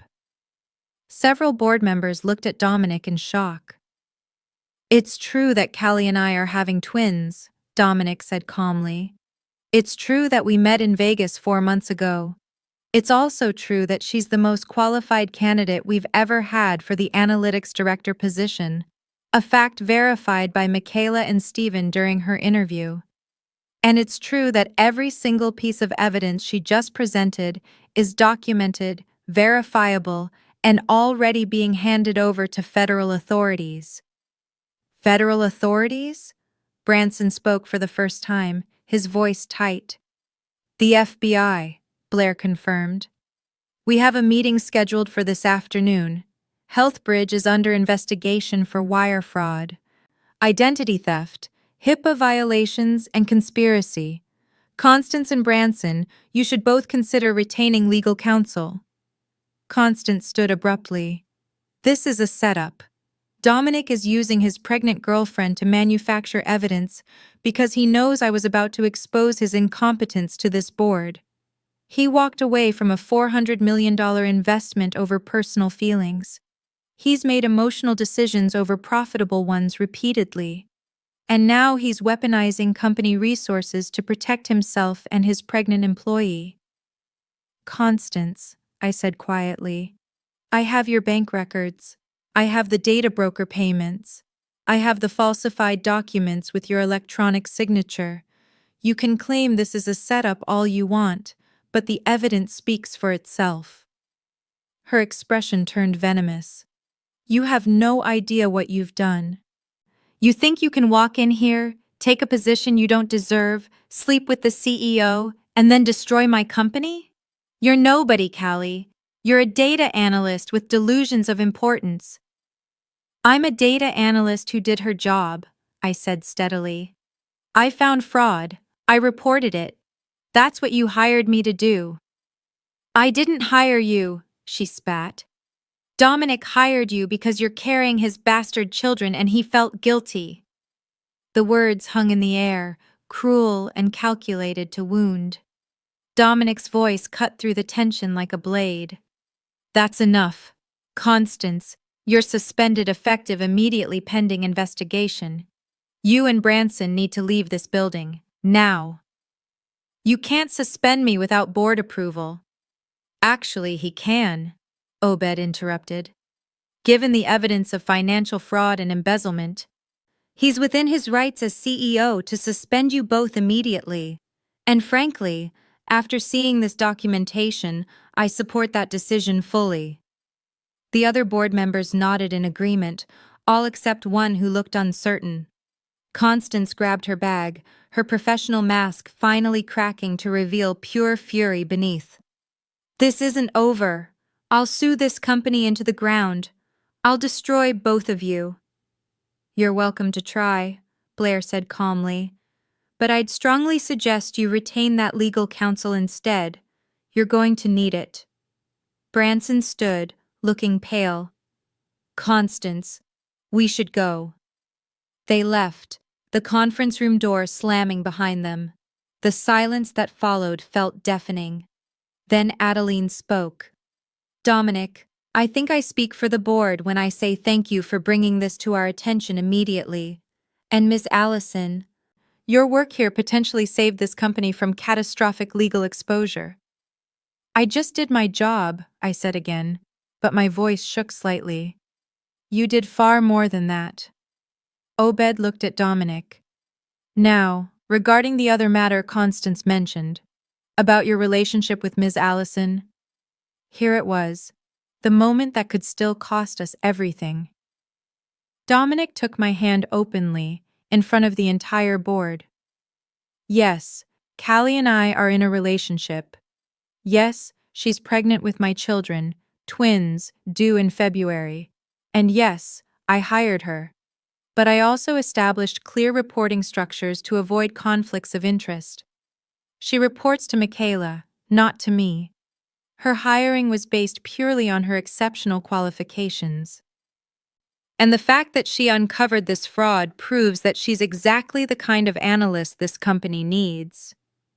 It's irregular, Obed said slowly. But given the circumstances, given that she's clearly performing her job with integrity and excellence, I don't see grounds for disciplinary action. The other board members murmured agreement. However, Adeline added, moving forward, We'll need clear protocols about relationships between executives and employees. Even with reporting structures in place, this creates potential complications. Agreed, Dominic said. We'll work with HR to establish comprehensive policies. The meeting concluded with directives to cooperate fully with federal investigators, to conduct a complete audit of all portfolio companies, and to implement additional oversight structures. As we left the conference room, Jesse grabbed my hand. You did it. You actually did it. We did it, I corrected. All of us. Blair smiled. Now comes the hard part. Federal investigation, potential trial, media attention. Are you ready for that? I looked at Dominic, then at Jesse, then down at my stomach where 2 lives were growing. Ready or not, I said. We don't have a choice. This is the right thing to do. At 2 p.m., we sat in a federal building downtown, presenting everything to FBI agents who listened with growing intensity. By 4 p.m., they'd opened a formal investigation into Healthbridge, Constance Greco, and Branson Light. By 6 p.m., news was breaking that a major healthcare data trafficking operation had been exposed. By 8 p.m., I was sitting on my couch with Dominic and Jesse, watching the story unfold on television, and trying to process that my life had changed irrevocably in less than 24 hours. You okay? Dominic asked quietly. I thought about the question. I was exhausted, terrified of what came next, worried about the media attention and the legal battle and how this would affect my career. But I'd also just helped expose a massive fraud operation that had victimized thousands of people. I'd protected my sister. I'd done what was right, even though it was hard. Yeah, I said finally. I think I am.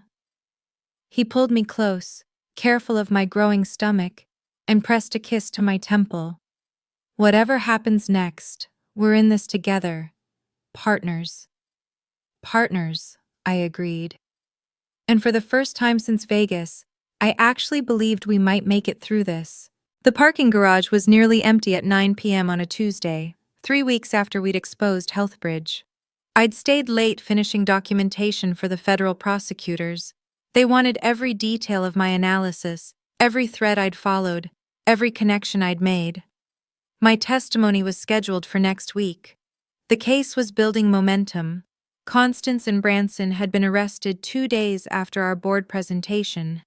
Both were out on bail now, facing 14 federal charges each. The media had turned it into a major story. Billionaire CEO and pregnant analyst expose medical data trafficking ring. I hated the headlines. They made it sound like a romance novel instead of a criminal investigation. But at least the victims were finally getting attention. 8,000 people. That's how many victims the FBI had identified so far. And they expected the number to grow. Jesse had become an unofficial spokesperson for them, giving interviews about what it felt like to have your medical records weaponized against you. She was fiercer than I'd ever seen her, channeling her anger into advocacy. I was proud of her. Exhausted, but proud. My hand went to my stomach.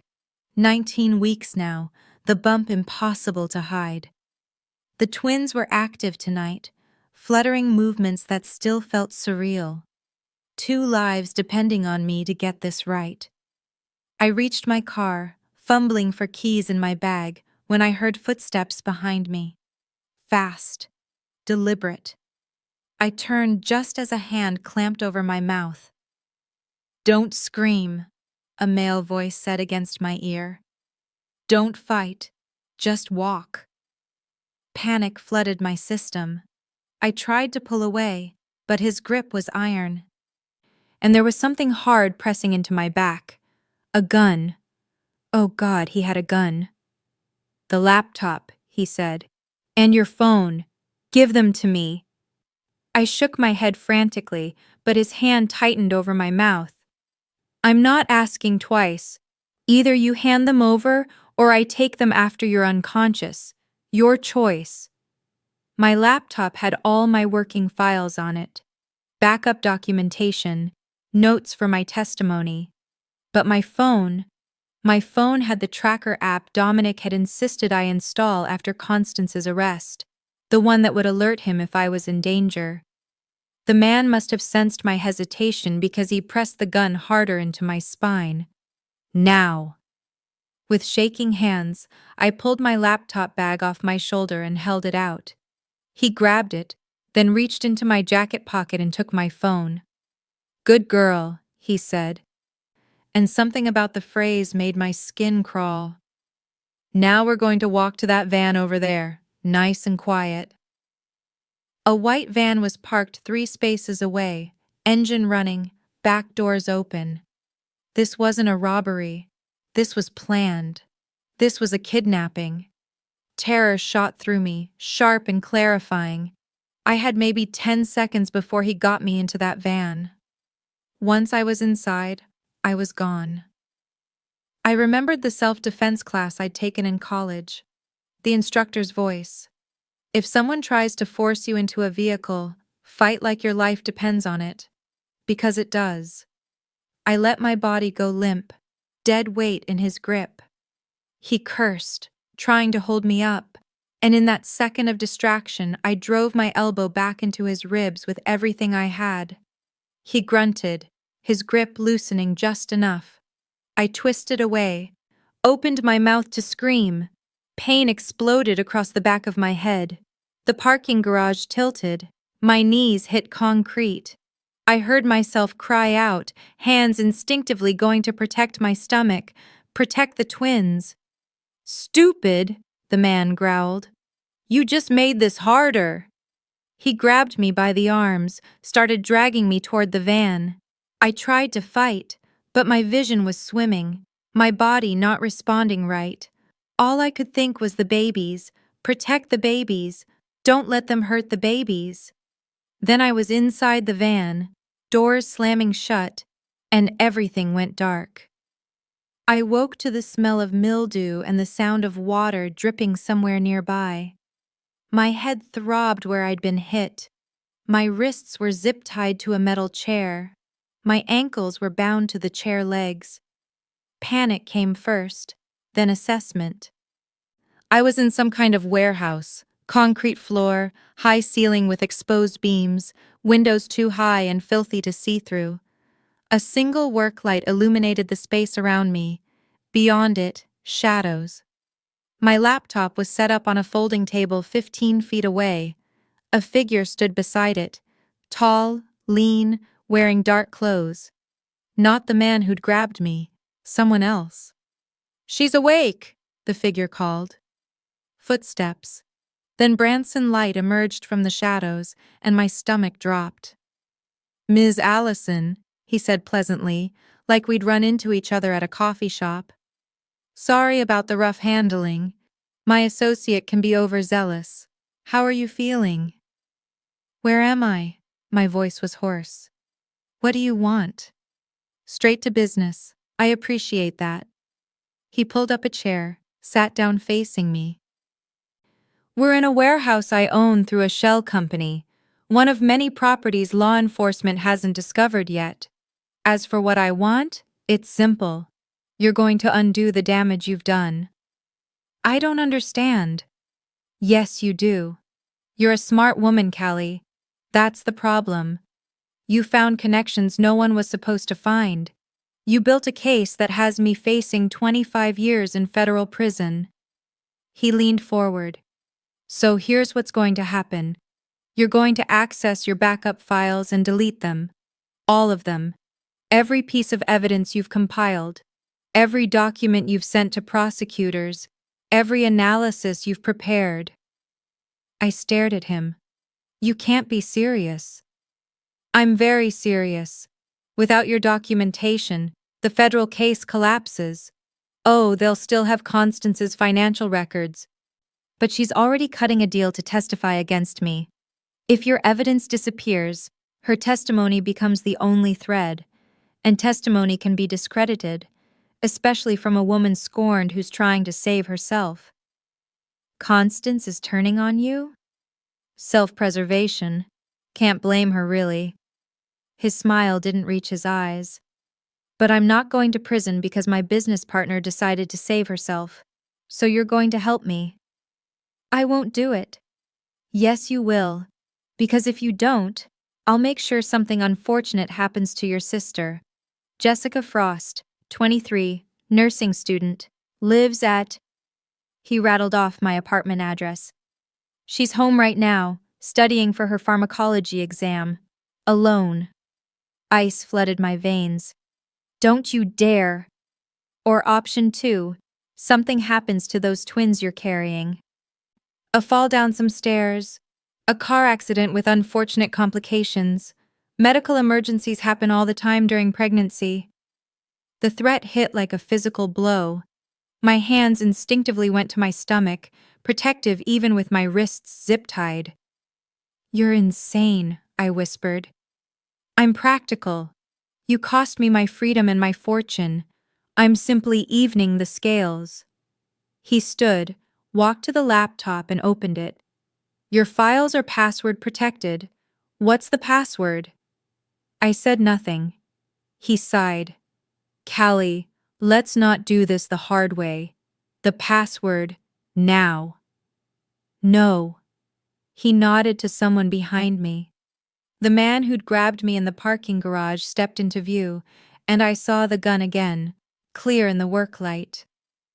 My associate here has flexible morals, Branson said conversationally. He's done work for me before, nothing major. Just intimidation, some light violence. But he's willing to escalate if necessary. So I'm going to ask one more time, what's the password? My mind raced. The password wouldn't matter. I'd set up the system with redundancies. Even if I deleted everything on my laptop, copies existed in multiple locations, encrypted and backed up. But Branson didn't know that. And buying time meant someone might find me. Did anyone even know I was missing yet? It had been maybe an hour since I was taken. Dominic would probably text soon, wonder where I was. But would he think to track me? Would the app even work from wherever this warehouse was? The password, I said slowly, is biometric, fingerprint scanner. Branson's expression darkened. Don't lie to me. I'm not lying. Check the laptop. Some of the files require fingerprint authentication to access. It was partially true. My most sensitive files did have biometric locks. But the backup system was entirely different, accessible only through a specific protocol I'd designed. He examined the laptop, found the fingerprint scanner on the side. Fine. We'll use your fingerprint. Bring her over here. The man with the gun cut the zip ties on my ankles, then grabbed my arm and hauled me to my feet. The room spun. I stumbled, and he caught me roughly. Careful, Branson said. We need her conscious. They positioned me in front of the laptop. Branson grabbed my hand, forced my index finger against the scanner. The laptop unlocked. Good. Now where are the backup files? This was where it got tricky. Cloud storage, multiple locations. But there's a deletion protocol. I can trigger it remotely if I have administrative access. Show me. I pulled up the cloud interface with my free hand, navigating slowly, deliberately making mistakes. The system's complex. It'll take time. You have 1 hour, Branson said. After that, my associate makes a phone call, and your sister has a very bad night. Understand? I understood. I had 1 hour to either destroy evidence or figure out how to escape. Neither option seemed remotely possible, but I had to try. I began navigating the cloud system, moving as slowly as I dared, hoping Dominic had noticed my absence, hoping the tracker app was working, hoping someone was coming. 20 minutes passed. Branson watched over my shoulder, growing increasingly impatient. The man with the gun stood by the door. occasionally checking his phone. "You're stalling," Branson said. "I'm not. The security protocols are layered.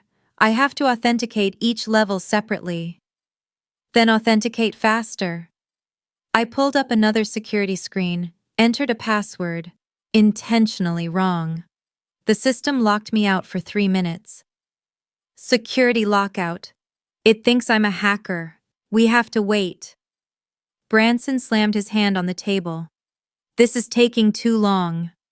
You want me to bypass federal-grade encryption, or you want me to do it fast? Pick one." His phone rang. He answered it, stepping away slightly. "What? No, I'm busy. Handle it yourself." A pause. "I don't care what Constance wants. She made her choice." Another pause. His expression changed. "When? How many?" He hung up, face tight with fury. "What?" the man with the gun asked. "Federal agents just raided Constance's house. They found documents she was supposed to have destroyed." Branson turned to me. "How much evidence does the FBI have? How many copies did you make?" "Enough," I said. "Even if you destroy everything on my laptop, even if you kill me, the case against you doesn't disappear. I made sure of that." His jaw clenched. "Then you've just made yourself useless." The guns man stepped forward, weapon raised.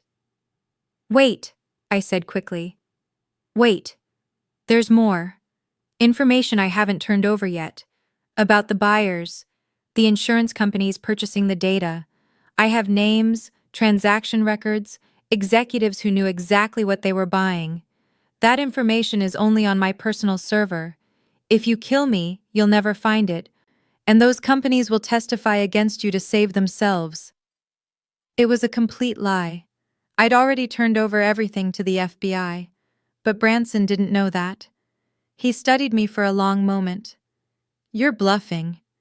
"Am I? You really want to bet your freedom on that?" More silence. Then his phone rang again. He looked at the screen, cursed, and answered. "What now?" I couldn't hear the other side of the conversation, but I watched Branson's expression shift from irritation to alarm. "How did they—" He stopped, looked at me. "The tracker. You have a tracker on you." My heart leaped. Dominic. He'd found me. "Check her," Branson snapped. "Phone, jewelry, clothes. Find it." The man with the gun grabbed me, started patting me down roughly. But the tracker wasn't on me. It was in the app on my phone, which was probably still in the van or destroyed by now. Unless the emergency protocol. When I'd set up the tracker app, Dominic had insisted on a fail-safe. If my phone was powered off or destroyed, the last known location would automatically be sent to his phone, to Jesse's phone, and to a private security firm he'd contracted. They were coming. "I don't feel anything," the man said. "She's not wearing anything electronic," Branson agreed, staring at me. "So how—" Sirens, distant but getting closer. "We need to go," the man said, panic creeping into his voice. "Now!" Branson looked torn, wanting to finish what he'd started, knowing he was out of time. Finally, he grabbed the laptop. "Bring her. She's our leverage." "That's kidnapping on top of everything else," I said. "You really want to add that charge?" "I'm already going to prison for 25 years. What's a few more?" He nodded to his associate. "Move." The man grabbed my arm, started pulling me toward a back exit. I tried to resist, but he was stronger, and my head was still throbbing from being hit earlier. We'd almost reached the door when it exploded inward. Armed men in tactical gear flooded the warehouse. "FBI! Nobody move!" The man with the gun made a stupid choice. He raised his weapon. The agents fired. He went down, screaming, clutching his shoulder.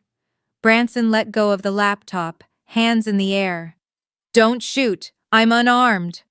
"On the ground! Now! He dropped to his knees, then flat on the concrete. Agents swarmed him, securing his hands behind his back. One of them came to me, carefully cutting the zip ties still binding my wrists. "Ms. Allison, are you hurt?" My head. He hit me. "But the babies. I need to know the babies are okay." "Ambulance is outside. We'll get you checked immediately." They led me out of the warehouse into a chaos of flashing lights, police cars, FBI vehicles, ambulances, and standing beside one of the cars, looking more terrified than I'd ever seen him, was Dominic. He ran to me the second he saw me, pulled me into his arms with desperate gentleness, like he was afraid I'd break. "Callie, God, Callie, I thought—" His voice cracked. "When your tracker went offline and then showed this location—" "I'm okay," I said against his chest, even though I wasn't sure that was true. "How did you find me?" "The tracker app. When your phone powered off suddenly, it sent an alert to my phone and to the security firm. They tracked the last location, saw it was a warehouse district, called the FBI immediately." He pulled back to look at me, hands framing my face. "Are you hurt? Did they— the babies?" "I don't know. They hit me. My head—" The adrenaline was wearing off, and everything hurt. "Get a paramedic," Dominic shouted. "Now!" They loaded me into an ambulance. Dominic climbed in beside me, holding my hand while the paramedic checked my vitals, examined the wound on my head, placed a fetal monitor on my belly. The sound of 2 rapid heartbeats filled the ambulance. "Both babies have strong heartbeats," the paramedic said, "but we're taking you to the hospital for a full evaluation." I closed my eyes, let the tears I'd been holding back finally fall. "They're okay. They're really okay." "You're all okay," Dominic said fiercely. "All 3 of you." At the hospital, they ran every test imaginable. CT scan for my head. The concussion was mild, would heal on its own. Ultrasound for the twins, both measuring perfectly, moving normally, completely unaffected by the trauma. Blood work, monitoring, hours of waiting and worrying. Finally, Dr. Patel came in smiling. "Mother and babies are all fine. The twins are resilient little things. You'll need rest and monitoring, but there's no indication of any complications from tonight's events." The relief was overwhelming. Dominic held me while I sobbed into his shoulder, releasing all the fear I'd carried since the parking garage. Jessie arrived an hour later, escorted by FBI agents who'd been dispatched to protect her the moment Dominic realized I was missing. She took one look at me and burst into tears. "I'm okay," I told her. "We're all okay." "Branson threatened you because of me," she said. "Because I testified. Because I spoke out." "No." I grabbed her hand. "Because he's a criminal who made terrible choices. None of this is your fault." An FBI agent came in later to take my statement. I told them everything: the kidnapping, Branson's threats, his plan to force me to delete evidence. "He mentioned Constance is cooperating?" I asked. The agent nodded. "She's providing testimony in exchange for a reduced sentence. With what happened tonight, kidnapping, assault with a deadly weapon, attempted witness tampering, Branson's looking at decades in federal prison. There's no deal for him." "Good," I said. They kept me overnight for observation. Dominic never left, sleeping in the chair beside my hospital bed, waking every time I shifted. In the morning, Dr. Patel cleared me to go home with instructions for bed rest and stress management.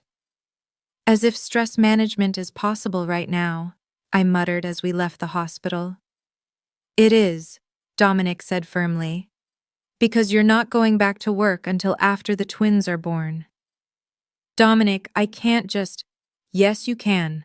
Full salary, Full benefits, effective immediately. Doctor's orders. He held up a letter from Dr. Patel recommending medical leave due to pregnancy complications and recent trauma. I wanted to argue, but honestly, I was exhausted. The thought of not having to perform, not having to prove myself, not having to do anything except rest and prepare for the twins, it sounded like paradise. Okay, I said. But I'm still testifying next week. We'll discuss that with your doctors, and the FBI will provide security. We drove to my apartment where Jessie had already prepared the couch with blankets and pillows. She'd also apparently stress-cooked enough food to feed us for a week. I had to do something, she said defensively. I thought you might be... Her voice broke. I thought I might lose you. You're not getting rid of me that easily, I said, pulling her into a hug. I'm too stubborn. That night, lying on my couch with Dominic beside me and Jessie asleep in the next room, I felt the twins moving, active, healthy, completely oblivious to how close we'd all come to disaster. Thank you, I said quietly. For the tracker. For finding me. I'll always find you, he said. No matter what. That's a big promise. It's not a promise, it's a fact. He placed his hand over mine on my stomach. You're carrying my children. You're my partner. Where you go, I go. That's how this works. I turned to face him in the dim light. Even though I'm complicated and stubborn and attract federal investigations? Especially because of that. He smiled. Boring was never really my type anyway. I laughed, then winced as my head throbbed. Remind me not to laugh for a few days. Deal. But Callie? Yeah? When this is all over, the trial, the media, everything, I want to talk about what comes next. For us. For our family. Our family, I repeated, testing the words. They felt right. Terrifying, but right. Our family, he confirmed. You, me, two tiny humans who are going to change everything. They already have, I said softly. Outside, the city continued its nightly rhythm, unaware and uncaring about the small miracle happening in my apartment. Two people who'd met by chance, created life by accident, and were somehow building something real in the wreckage of corporate conspiracy and federal crimes. It wasn't the story I'd imagined when I'd gone to Vegas 4 months ago. But as I fell asleep with Dominic beside me and our twins moving gently inside me, I realized it was better than anything I could have imagined. Because it was real. Complicated and messy and sometimes terrifying, but real. And that was worth fighting for. The federal courthouse was an imposing structure of marble and glass, designed to make people feel the weight of justice. I felt it as Dominic, Jessie, and I walked through security, flanked by FBI agents who'd been assigned as our protective detail for the duration of the trial. 2 weeks had passed since the kidnapping. My concussion had healed. The twins were thriving, 21 weeks now, their movements stronger every day. I'd spent the time on medical leave resting, preparing testimony, and trying not to obsess over the media circus surrounding the case. Former COO and partner face federal trial in massive medical data trafficking scheme. Pregnant analyst testimony, key to healthcare fraud case. Billionaire CEO and whistleblower partner, detail romance turned investigation. I hated every headline. But today, finally, I'd get to tell the truth in a place where it mattered. The prosecution had built an ironclad case. Constance, true to the FBI agent's word, had flipped, providing detailed testimony about the operation's structure, Branson's role, the insurance company buyers, everything. In exchange, she'd pleaded guilty to reduced charges and would serve 8 years instead of 25. Branson, facing kidnapping and assault charges on top of the original fraud counts, had no such leverage. His trial was expected to last 3 weeks. Mine was the prosecution's opening testimony, the analyst who'd uncovered everything. "You ready?" Dominic asked as we approached the courtroom. "No," I admitted, "but I'm doing it anyway." Jesse squeezed my hand. "You're going to be amazing. Just tell them what you found. The truth does the rest." The courtroom was packed. Journalists, victims, legal observers, and Branson's defense team looking sharp and predatory. Branson himself sat at the defense table in an expensive suit, looking nothing like the man who'd held me at gunpoint in a warehouse. He was playing the respectable businessman wrongly accused. It made my stomach turn. The prosecution called me to the stand after opening statements. I walked to the witness box, placed my hand on the Bible, and swore to tell the truth. The prosecutor, a woman named Liana Pollock, with a reputation for demolishing white-collar criminals, approached with a warm smile. "Ms. Allison, thank you for being here today. Can you tell the court your current position?" "I'm the Senior Analytics Director at Glazer Ventures, a venture capital firm specializing in ethical investments." "And how long have you held this position?" 5 months. "During your tenure, did you conduct routine analysis of the firm's portfolio companies?" "Yes.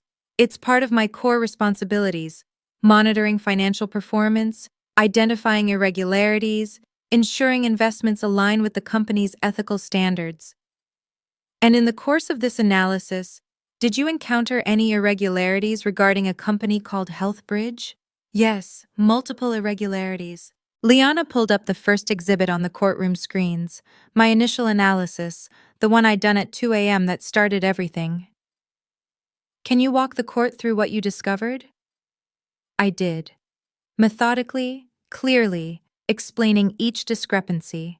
The fabricated client lists, the data acquisition costs that didn't match reported services, the payments to known data brokers, the falsified security audits.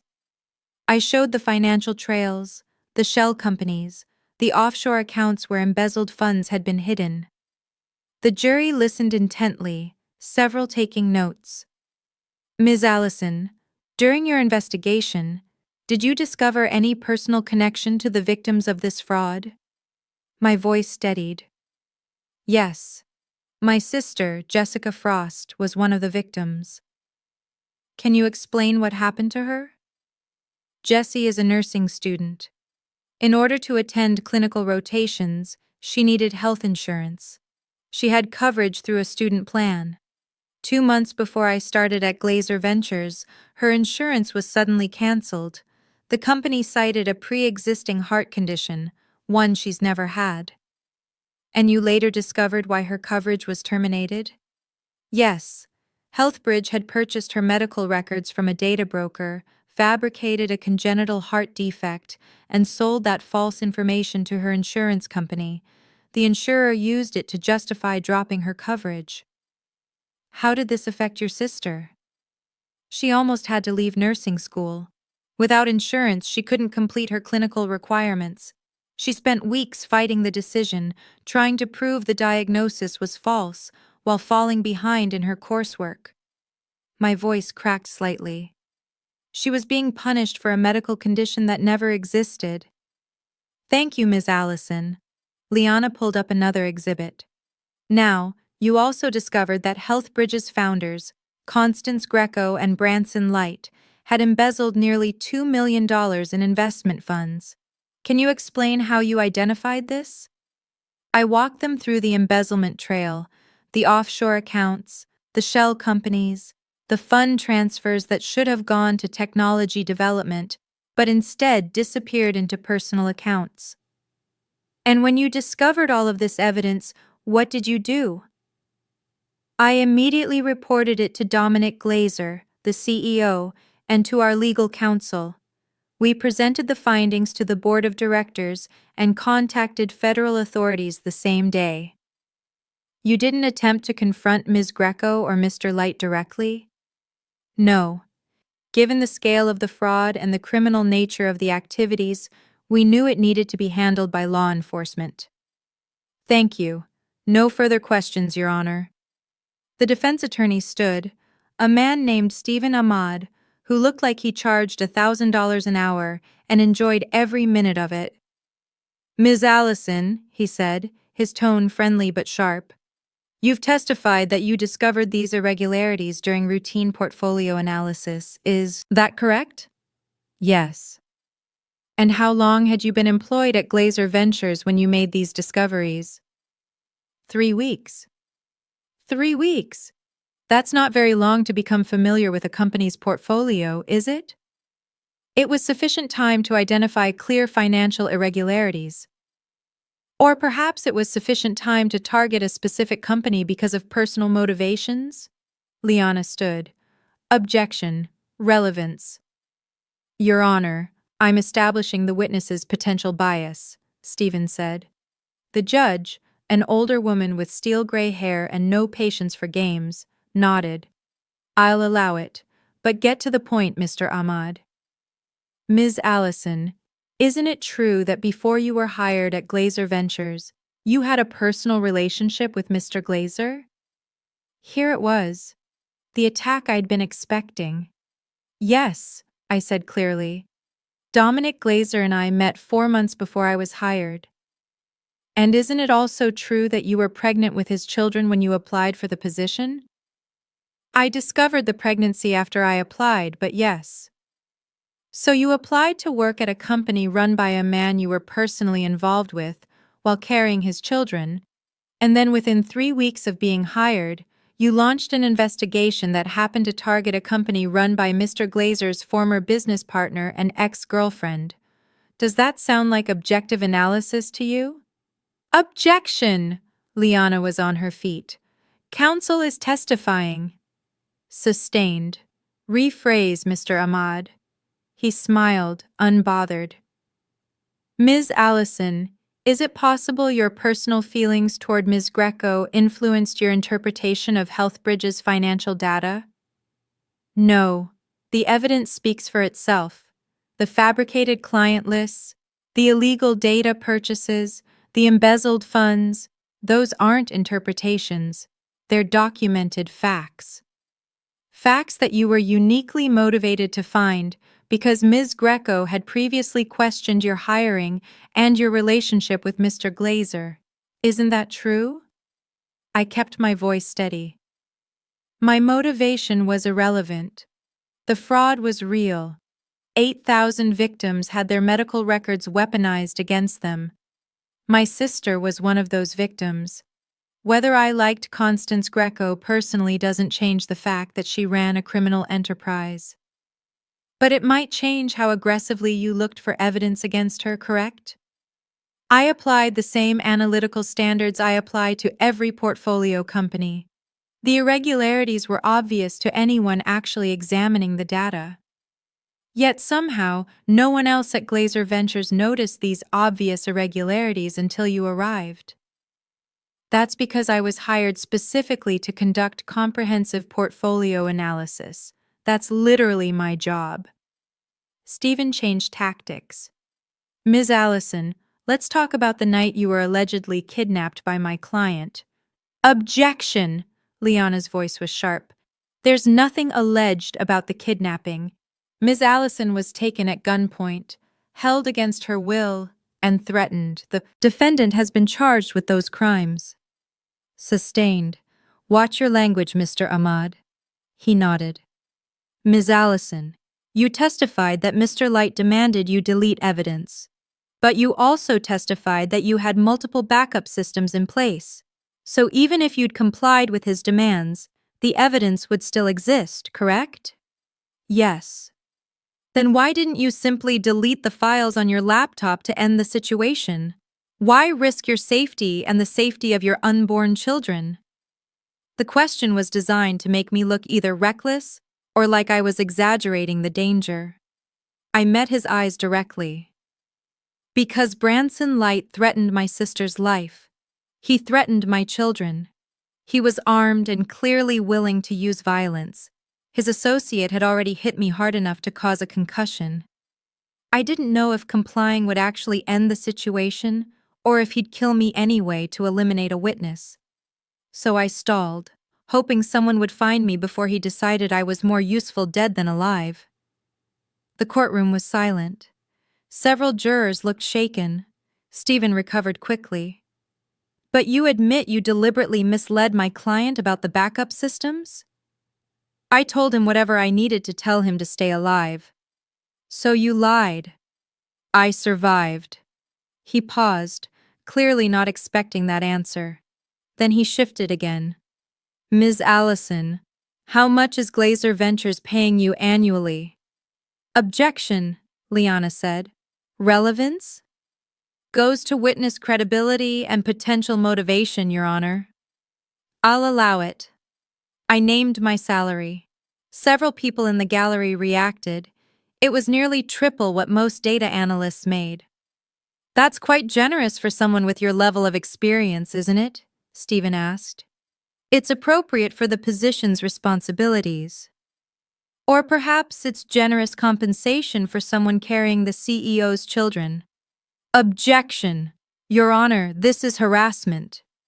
Mr. Ahmad, you're testing my patience, the judge warned.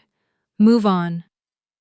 No further questions, he said, sitting down with a satisfied expression. But Liana stood for redirect. Ms. Allison, Mr. Ahmad has suggested your salary is inappropriately high. Can you tell the court about your qualifications? I listed them. My master's degree in data science, 6 years of professional experience, 3 industry awards for fraud detection, published research in financial analytics. By the time I finished, the jury looked impressed rather than suspicious. And regarding your hiring process, who conducted your interview? A panel consisting of Dominic Glazer, Michaela Ball, the VP of Operations, and Stephen Ahmad, the head of finance. A few people in the courtroom noticed the coincidence. The head of finance shared a name with the defense attorney, though they weren't related. Did all 3 panel members recommend you for the position? Yes, unanimously. And after you were hired, who did you report to directly? Michaela Ball, not Dominic Glazer. We established clear reporting structures specifically to avoid conflicts of interest. Thank you. Nothing further. I was excused. As I walked back to the gallery, Branson watched me with cold hatred. I didn't look away. I'd survived his threats, his violence, his attempt to silence me. He was the one facing decades in prison, not me. The prosecution called more witnesses over the next 2 days. FBI agents who'd investigated the data brokers, insurance company executives who'd purchased the stolen information, victims who testified about losing coverage. Jessie took the stand and told her story with powerful clarity, her voice steady even when describing what it felt like to be told you had a fatal heart condition you'd never had. Constance testified on day 4. She looked smaller somehow, diminished, wearing a simple dress instead of her usual designer suits. She confirmed everything: the data trafficking operation, Branson's leadership role, the embezzlement, the deliberate targeting of vulnerable populations. Ms. Greco, Liana asked, you've pled guilty to conspiracy and fraud charges. Why did you agree to testify against Mr. Light? Because what we did was wrong, Constance said quietly. I justified it by telling myself we were just optimizing systems, providing market intelligence. But we weren't. We were destroying lives. And when Branson kidnapped Ms. Allison and threatened her children, her voice broke. I realized he'd always been willing to go further than I was. I wanted to stop him before he killed someone. During cross-examination, Stephen tried to paint her as an opportunist saving herself. But the damage was done. The jury had heard from the architect of the scheme, and she'd confirmed every element of the prosecution's case. On day 6, The defense rested without calling Branson to testify. Smart move. He would have been destroyed on cross-examination. Closing arguments came on day 7. Liana was devastating, walking the jury through every piece of evidence, every victim's story, every documented lie. She held up the ultrasound photo of my twins, now entered as evidence of Branson's threat. "These babies," she said, "were threatened by a man who'd already hit their mother hard enough to cause a concussion, who held her at gunpoint, who was willing to do anything to avoid accountability for his crimes.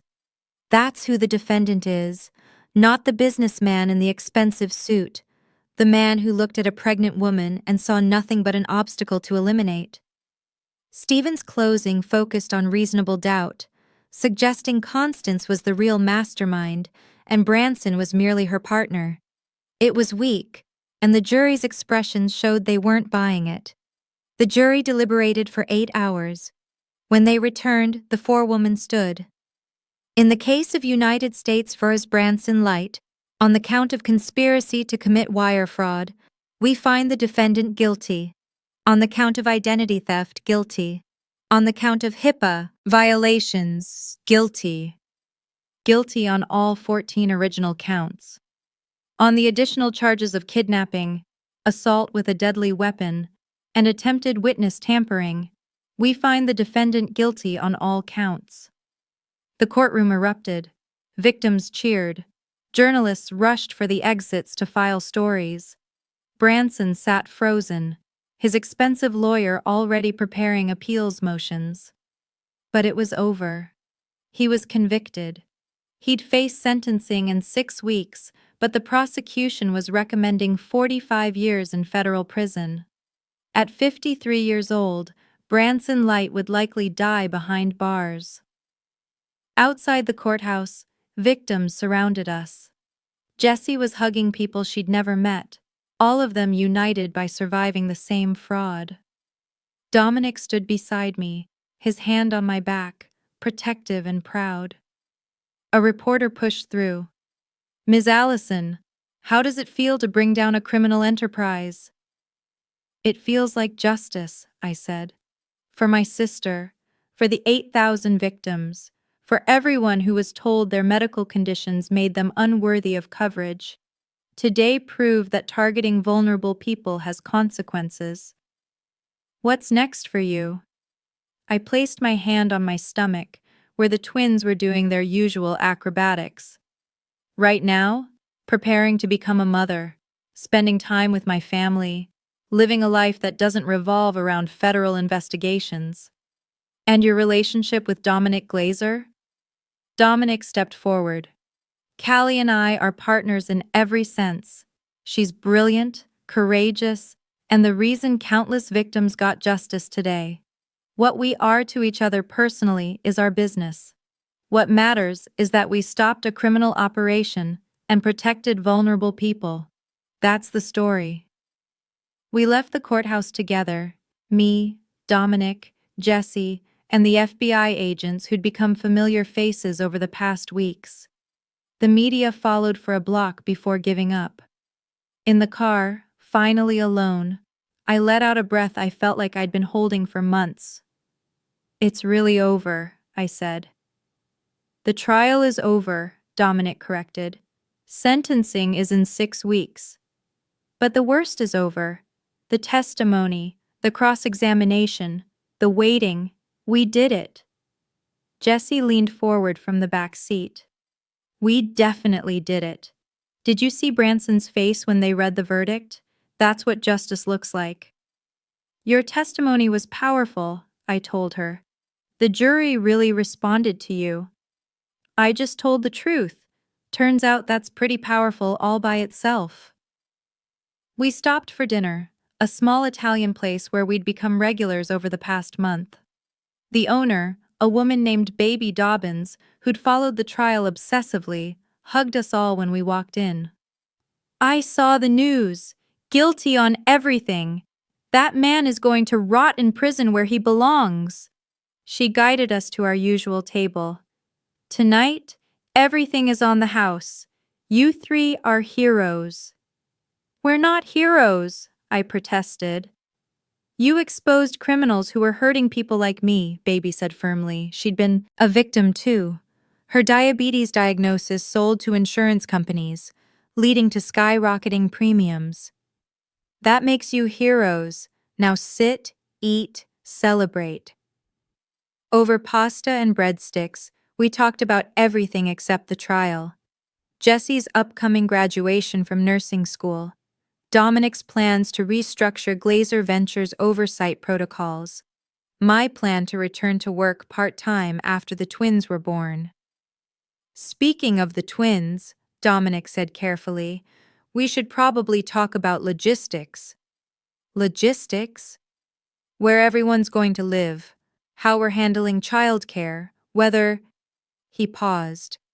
Whether you'd consider moving in with me. The question hung in the air.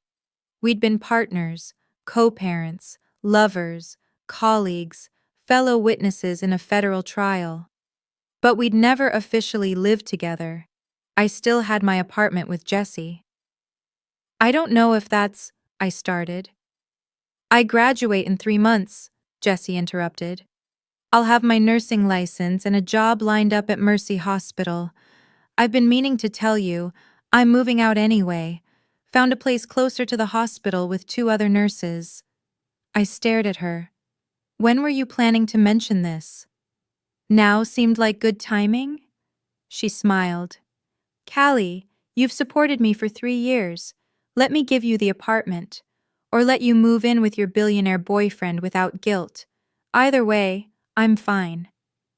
Billionaire boyfriend, I repeated, looking at Dominic.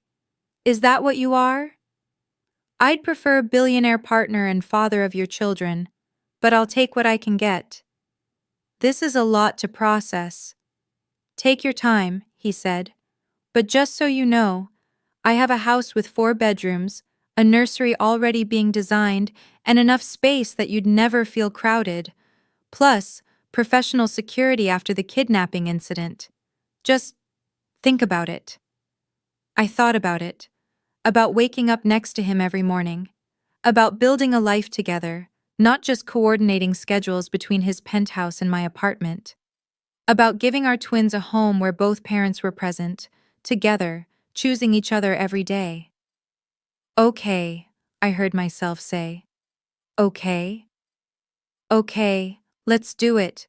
Let's move in together. I laughed. Let's actually be a family instead of just playing logistics coordinator. His smile was brilliant. Yeah? Yeah. Jessie raised her water glass. To new beginnings, to justice, to family. We clinked glasses, water for me, wine for them, and for the first time in months, I felt something that wasn't fear or stress or determination. I felt happy. The twins kicked, strong and insistent, like they were celebrating too. They're excited, Dominic said, his hand on my stomach feeling the movement. Or they're complaining about the pasta, hard to tell at this stage. No, they're definitely celebrating. They know their mom is a badass who takes down criminal enterprises. And their dad is a billionaire who tracks missing people using technology and federal connections. We make a good team. We really do, I agreed. That night, lying in what would soon be our shared bed, I thought about the past 5 months.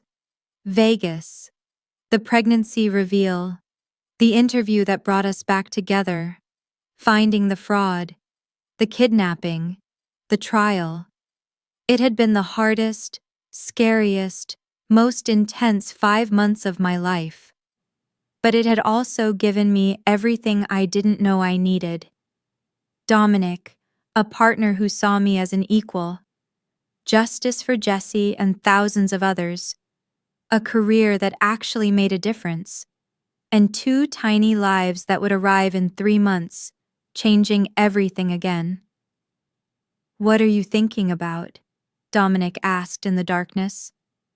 How none of this was planned. How one night in Vegas led to all of this, the good and the bad and the terrifying. Regret any of it? I thought about the question honestly. The kidnapping sucked. The trial was brutal. The media attention is awful. But the rest?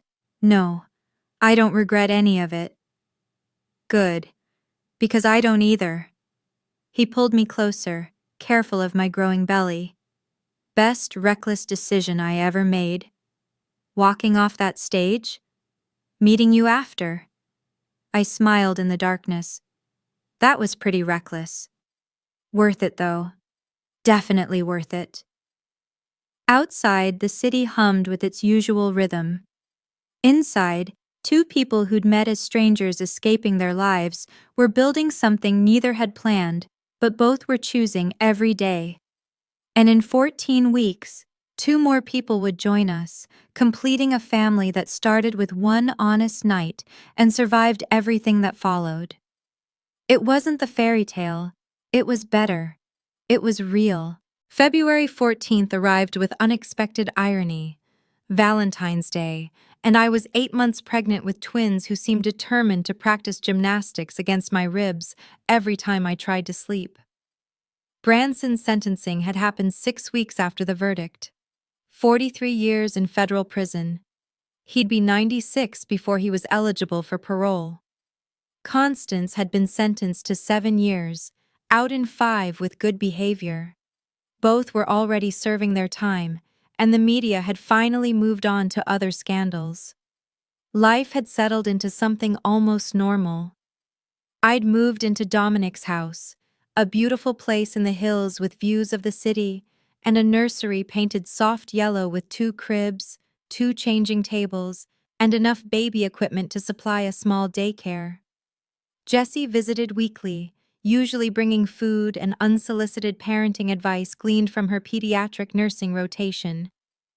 Glazer Ventures had restructured completely. New board members, comprehensive ethics oversight, a dedicated analytics team to monitor portfolio companies. I'd returned part-time last month, working from home on light duty, and would transition to full-time remote work after my maternity leave ended.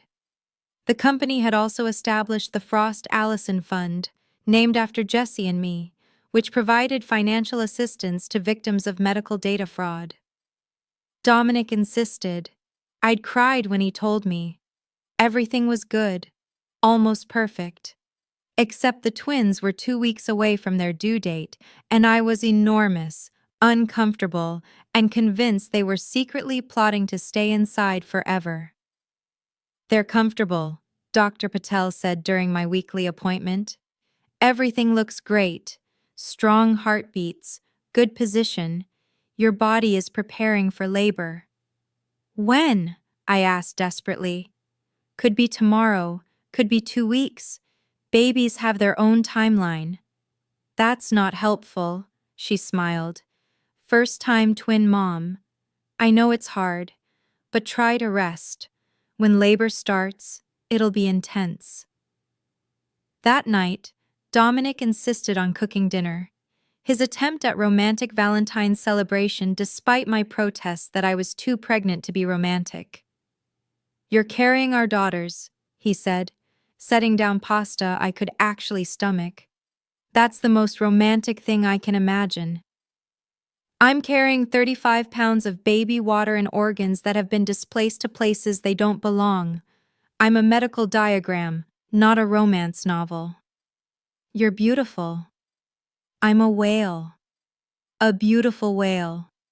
He sat across from me, expression turning serious. Callie, I want to talk about something. If this is about hiring a night nurse again, I already said, it's not about the night nurse, though we should revisit that conversation. He reached into his pocket and pulled out a small velvet box. My heart stopped. Dominic, before you say anything, let me say this. He opened the box, revealing a ring, elegant, simple, a single diamond that caught the light perfectly. No, the timing isn't traditional. I know we've done everything backward, met in Vegas, got pregnant, moved in together, survived a federal investigation, and now we're about to have twins. But I don't want to do this backward. He stood, came around the table, and, with some difficulty given my size, knelt beside my chair. Callie Allison, you're the most brilliant, stubborn, courageous person I've ever met. You walked into my life when I'd lost faith in everything I was building, and you reminded me why integrity matters. You exposed criminals, saved thousands of people, and refused to be intimidated even when someone held a gun to your head. His voice softened. You're about to make me a father, and I want to make this official. Not because of the babies, not because of what we've been through, but because I love you. I love you, and I want to spend the rest of my life choosing you every single day. Will you marry me? Tears were already streaming down my face. Pregnancy hormones made me cry at everything lately. But this was different. This was choosing each other, not because circumstances forced it, but because we wanted to. Yes, I said. Obviously, yes. He slipped the ring on my finger, stood, and kissed me with a gentleness that made my chest ache. When? I asked against his lips. Whenever you want. We can wait until after the twins arrive, or... No, before. I want to marry you before they're born. I pulled back to look at him. I want them to arrive into a family that's already official. Is that crazy? It's perfect. But you're 8 months pregnant. We can do anything we want. Small ceremony, immediate family, this weekend. Before I'm too uncomfortable to stand for 10 minutes straight. He laughed. This weekend. Okay, I'll make it happen. He did. 3 days later, on February 17th, we stood in the backyard of our house, under a simple arch decorated with white flowers. The guest list was tiny. Jesse, Michaela, Alora, Blair, Dr. Patel, who insisted on being present given my advanced pregnancy, and a handful of close friends. I wore a simple cream dress that accommodated my massive belly. Dominic wore a dark suit. The officiant was a judge who'd followed the trial and volunteered to perform the ceremony. Jessie stood beside me as maid of honor, tears already streaming down her face before the ceremony even started. You look beautiful, she whispered. I look like I swallowed a beach ball. A beautiful beach ball. The ceremony was short. Neither of us wanted lengthy speeches or elaborate rituals. We'd written our own vows, simple and honest. Callie, Dominic said, holding both my hands, I promise to always find you, no matter where you go. I promise to respect your strength while supporting you when you need it. I promise to be the partner you deserve and the father our children need. I promise to choose you every day for the rest of my life. My turn. My voice shook but stayed steady. Dominic, I promise to meet you halfway, even when my instinct is to do everything alone. I promise to trust you with the vulnerable parts of myself I usually hide. I promise to be your partner in building something real, something honest, something worth fighting for. I promise to choose you, every day, for the rest of my life. The judge smiled. By the power vested in me by the state, I now pronounce you husband and wife. You may kiss the bride. He did, and our tiny audience cheered. Mrs. Callie Glazer. The name felt surreal. Good, but surreal. We celebrated with dinner catered by Baby Dobbins, who'd insisted on providing the food as a wedding gift. The whole thing felt intimate and perfect, exactly what we needed. That night, lying in bed with my new husband, feeling our daughters moving inside me, I felt a contentment I'd never experienced before. We did it, I said. We've done a lot of things. You'll have to be more specific. All of it. We survived everything. The chaos, the investigation, the trial, the kidnapping. We built this. A real marriage, a real family. Not because we had to, but because we wanted to. Best decision I ever made, he said, talking to that exhausted woman in the Vegas hotel garden. Best decision I ever made was talking back. 4 days later, at 3 a.m. on February 21st, I woke to a sensation like water breaking. Literally, because my water had just broken all over our very expensive sheets. Dominic, I said, shaking him awake. It's time. He bolted upright, immediately shifting into crisis management mode. Okay, hospital bag is by the door. Car keys are… Where are my car keys? On the nightstand where you always leave them. Breathe. I'm breathing. Are you breathing? How far apart are the contractions? I've had one. Calm down. But even as I said it, another contraction hit. Stronger, sharper, taking my breath away. Okay. Maybe I should be less calm. We made it to the hospital by 4 a.m. Dr. Patel arrived by 5 a.m., examined me, and announced I was progressing quickly. Twins often come faster with second labors, she explained. Though this is technically 2 first labors happening simultaneously, so who knows? That's not reassuring, I managed between contractions. You're doing great, just keep breathing. Jessie arrived by 6 a.m., immediately taking charge. She held my hand, coached my breathing, and translated medical jargon when the doctors got too technical. Dominic stayed on my other side, looking terrified but determined. You've survived corporate espionage and kidnapping, he reminded me during a particularly brutal contraction. You can do this. Those things didn't involve pushing human beings out of my body, I gasped. Fair point. Labor was brutal. Hours of contractions, pushing, exhaustion. But at 2:37 p.m. on February 21st, baby A arrived, screaming, tiny, perfect. It's a girl, Dr. Patel announced, placing her on my chest. I looked down at my daughter, dark hair plastered to her head, face scrunched in outrage at being removed from her comfortable home. She was the most beautiful thing I'd ever seen. Hello, Alora, I whispered. We'd chosen the name weeks ago, meaning my beautiful dream. 8 minutes later, at 2:45 p.m., baby B followed, just as loud, just as perfect. Another girl, Dr. Patel confirmed. Hello, Adeline, Dominic said, his voice breaking as he held his second daughter.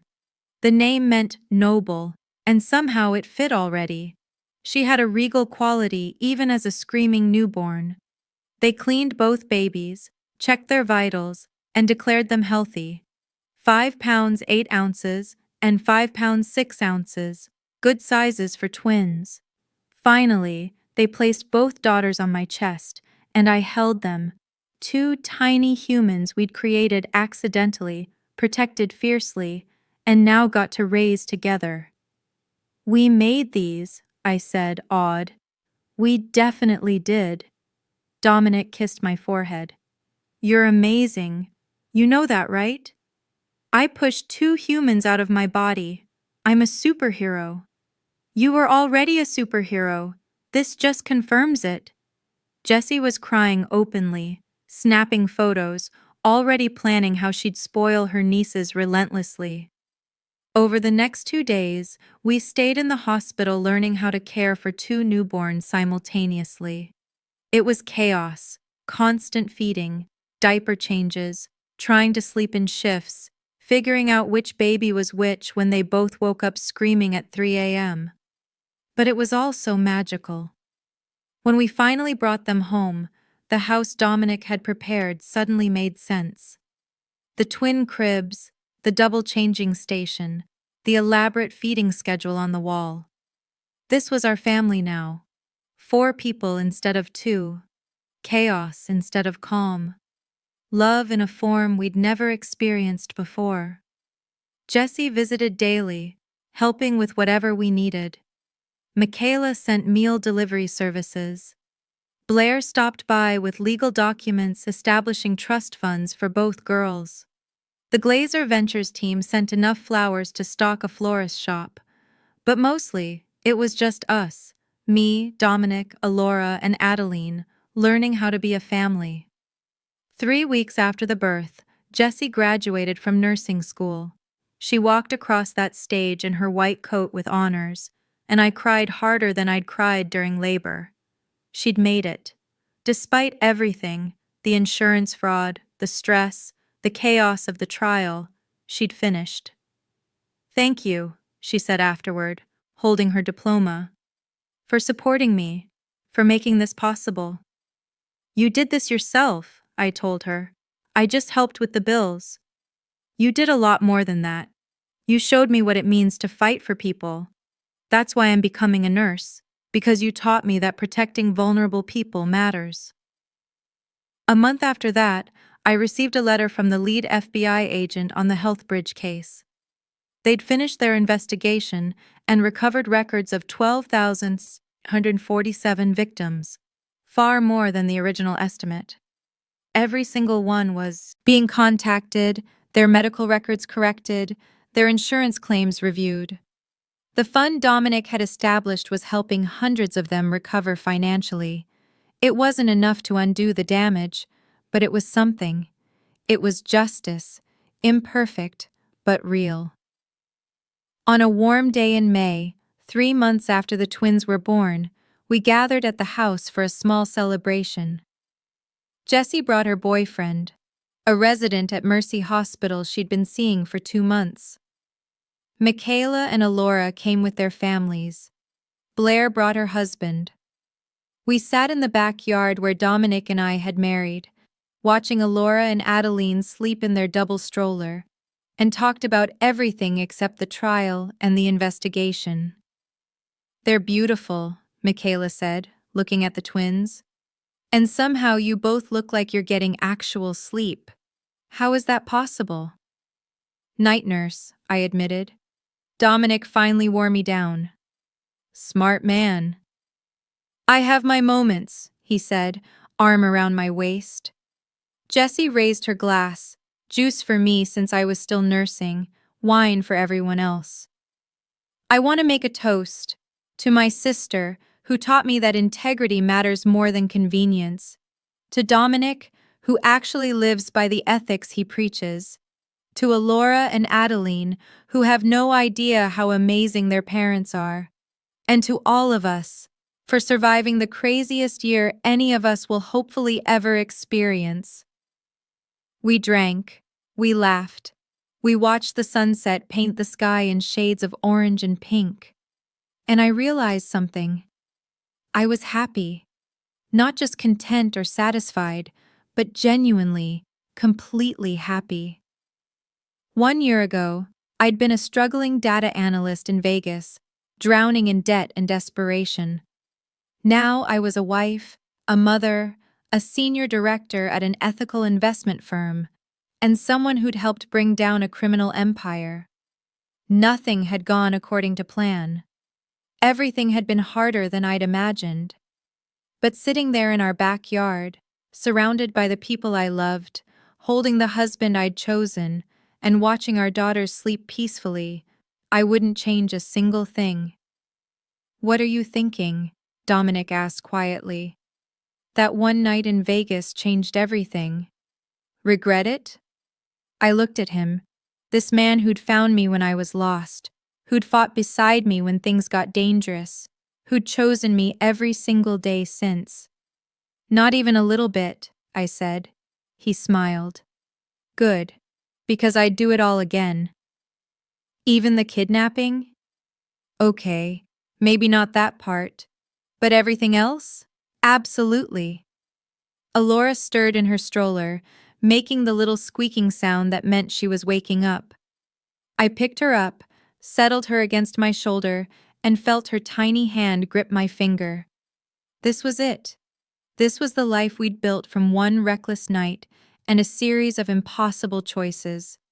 It wasn't perfect, it wasn't simple, but it was ours, and that was everything. 1 year later. The Glazer Ventures conference room was packed for the annual portfolio review. I stood at the front, 1 year postpartum, back to full-time work, presenting our new ethical oversight protocols to the board. The Frost-Allison verification system, I explained, pulling up the data on screen, implements triple verification for all portfolio companies, financial audits, independent ethics reviews, and victim impact assessments before any investment is approved. Since implementation, we've identified 3 potentially problematic companies before investing, saving both capital and potential legal exposure. Obed nodded approvingly. Impressive work, Ms. Sorry, Mrs. Glazer. I still wasn't used to the name change, but I smiled. Thank you. We've also established an anonymous reporting system for portfolio company employees to flag concerns without fear of retaliation. It's already generated 12 actionable leads. The presentation continued for another 30 minutes. When I finished, the board approved everything unanimously. Afterward, Dominic caught up with me in the hallway. You were brilliant in there. I was thorough. There's a difference. You rebuilt our entire oversight system from the ground up. That's more than thorough. That's visionary. I just made sure we'd never fund another health bridge. Exactly. That's what makes it visionary. He checked his watch. We have 45 minutes before we need to pick up the girls. Want to grab coffee? We walked to the cafe across the street, ordered decaf for me, I was still nursing, and sat by the window watching the city move past. You know what today is? He asked. Thursday? It's been exactly 18 months since Vegas. I did the math. He was right. 18 months since that night in the hotel garden. 18 months since everything changed. Seems like longer, I said. Feels like yesterday to me. That's because you're sentimental. I prefer romantic. Sentimentally romantic, he laughed. I'll take it. Then he grew serious. Callie, I know it's been intense. The trial, the pregnancy, new marriage, newborn twins, returning to work. You've handled all of it without complaining once. I've complained extensively. Not really. And I just want you to know, I see how hard you're working. I see you being an incredible mother, an exceptional analyst, an amazing wife.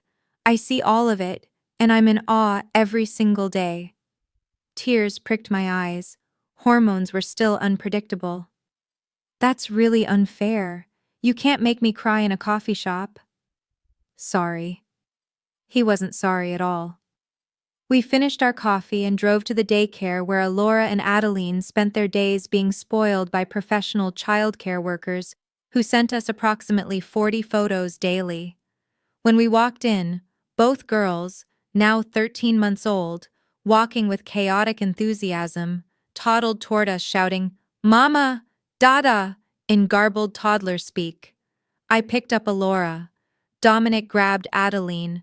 They both immediately started talking at us in their private twin language that no one else could understand. What are they saying? I asked the daycare director. Based on context? Feed us immediately, and also we painted with our feet today. Sure enough, both girls had paint-spattered clothes. That's going to be fun to clean, Dominic said cheerfully. We drove home to the house that still amazed me every time I saw it. This beautiful space that was ours, that we'd chosen together, that held all the chaos and joy of our strange, unexpected family.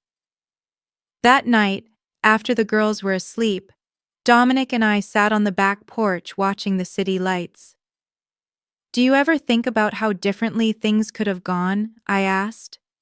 All the time. If you hadn't talked to me in that garden, if I hadn't looked for you after, if you hadn't applied to Glazer Ventures, if you hadn't found the fraud. He took my hand. Any one of those things goes differently, and we're not here. Maybe we would have found each other anyway. Maybe, but I like this version, even with the kidnapping and the federal trial and the sleep deprivation.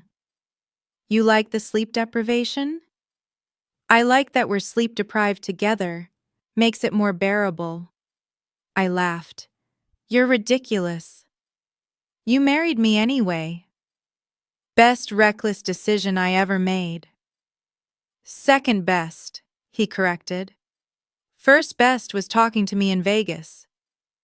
Fair point. We sat in comfortable silence, the kind that only comes from knowing someone completely, from surviving impossible things together, from choosing each other not just once, but every single day. My phone buzzed. Text from Jessie. Stop being cute and romantic. Some of us are single and bitter. I typed back, you have a boyfriend. He's on call tonight. Let me be bitter in peace. Love you too. Dominic read over my shoulder and laughed. She's happy, right? Really happy? She's thriving. Pediatric ICU nurse, saving kids' lives daily, dating a good guy. She's exactly where she's supposed to be. Because you supported her. Because she's brilliant and worked her ass off. Both can be true. He was right. Both were true. Inside, Adeline started crying. Nightmare or teething, hard to tell. I stood to go check on her, but Dominic waved me back down. I've got it. You handled the 2 a.m. wake-up. He disappeared inside, and I heard him singing softly to our daughter. Something about stars and dreams and being brave. I pulled up my phone and opened the photo album, scrolled back to the beginning. There we were, me in Vegas at the summit, looking exhausted and overwhelmed. The pregnancy tests lined up on my bathroom counter, the first ultrasound showing 2 tiny heartbeats, the job offer letter from Glazer Ventures, the evidence files that had exposed Healthbridge, the courtroom photos from the trial, our wedding day, me massively pregnant in cream, the girl's birth, both of them screaming and perfect. First smiles, first steps, first words. One night in Vegas had led to all of this. One vulnerable conversation between 2 strangers had built a family, exposed criminals, saved thousands of people, and created a life neither of us could have imagined. It wasn't the story I thought I was writing when I went to that summit. It was so much better. Dominic came back out, Adeline settled and asleep again. He sat beside me, pulled me close, and we stayed there watching the stars appear over the city we'd fought for, the family we'd built, the future we were creating one impossible day at a time. I love you, I said into the darkness. I love you too, he answered. Both versions, the exhausted analyst in Vegas and the fearless woman you've become. I was always fearless. I just didn't know it yet. True. I just helped you remember. Is that what you're calling it? Among other things. I smiled, kissed him, and let myself be completely, perfectly happy. One night in Vegas had left me pregnant with twins, but it had also given me everything I never knew I needed. A partner who saw me as an equal, a career that made a difference, a family built on choice rather than obligation, and a love story that started with honesty and survived everything that followed. Not bad for one reckless decision. Not bad at all. The end. If this story of unexpected love, fierce justice, and chosen family moved you, You won't want to miss the next journey where one night changes everything in ways you never saw coming. Don't forget to subscribe, like, and share in the comments where you are watching from.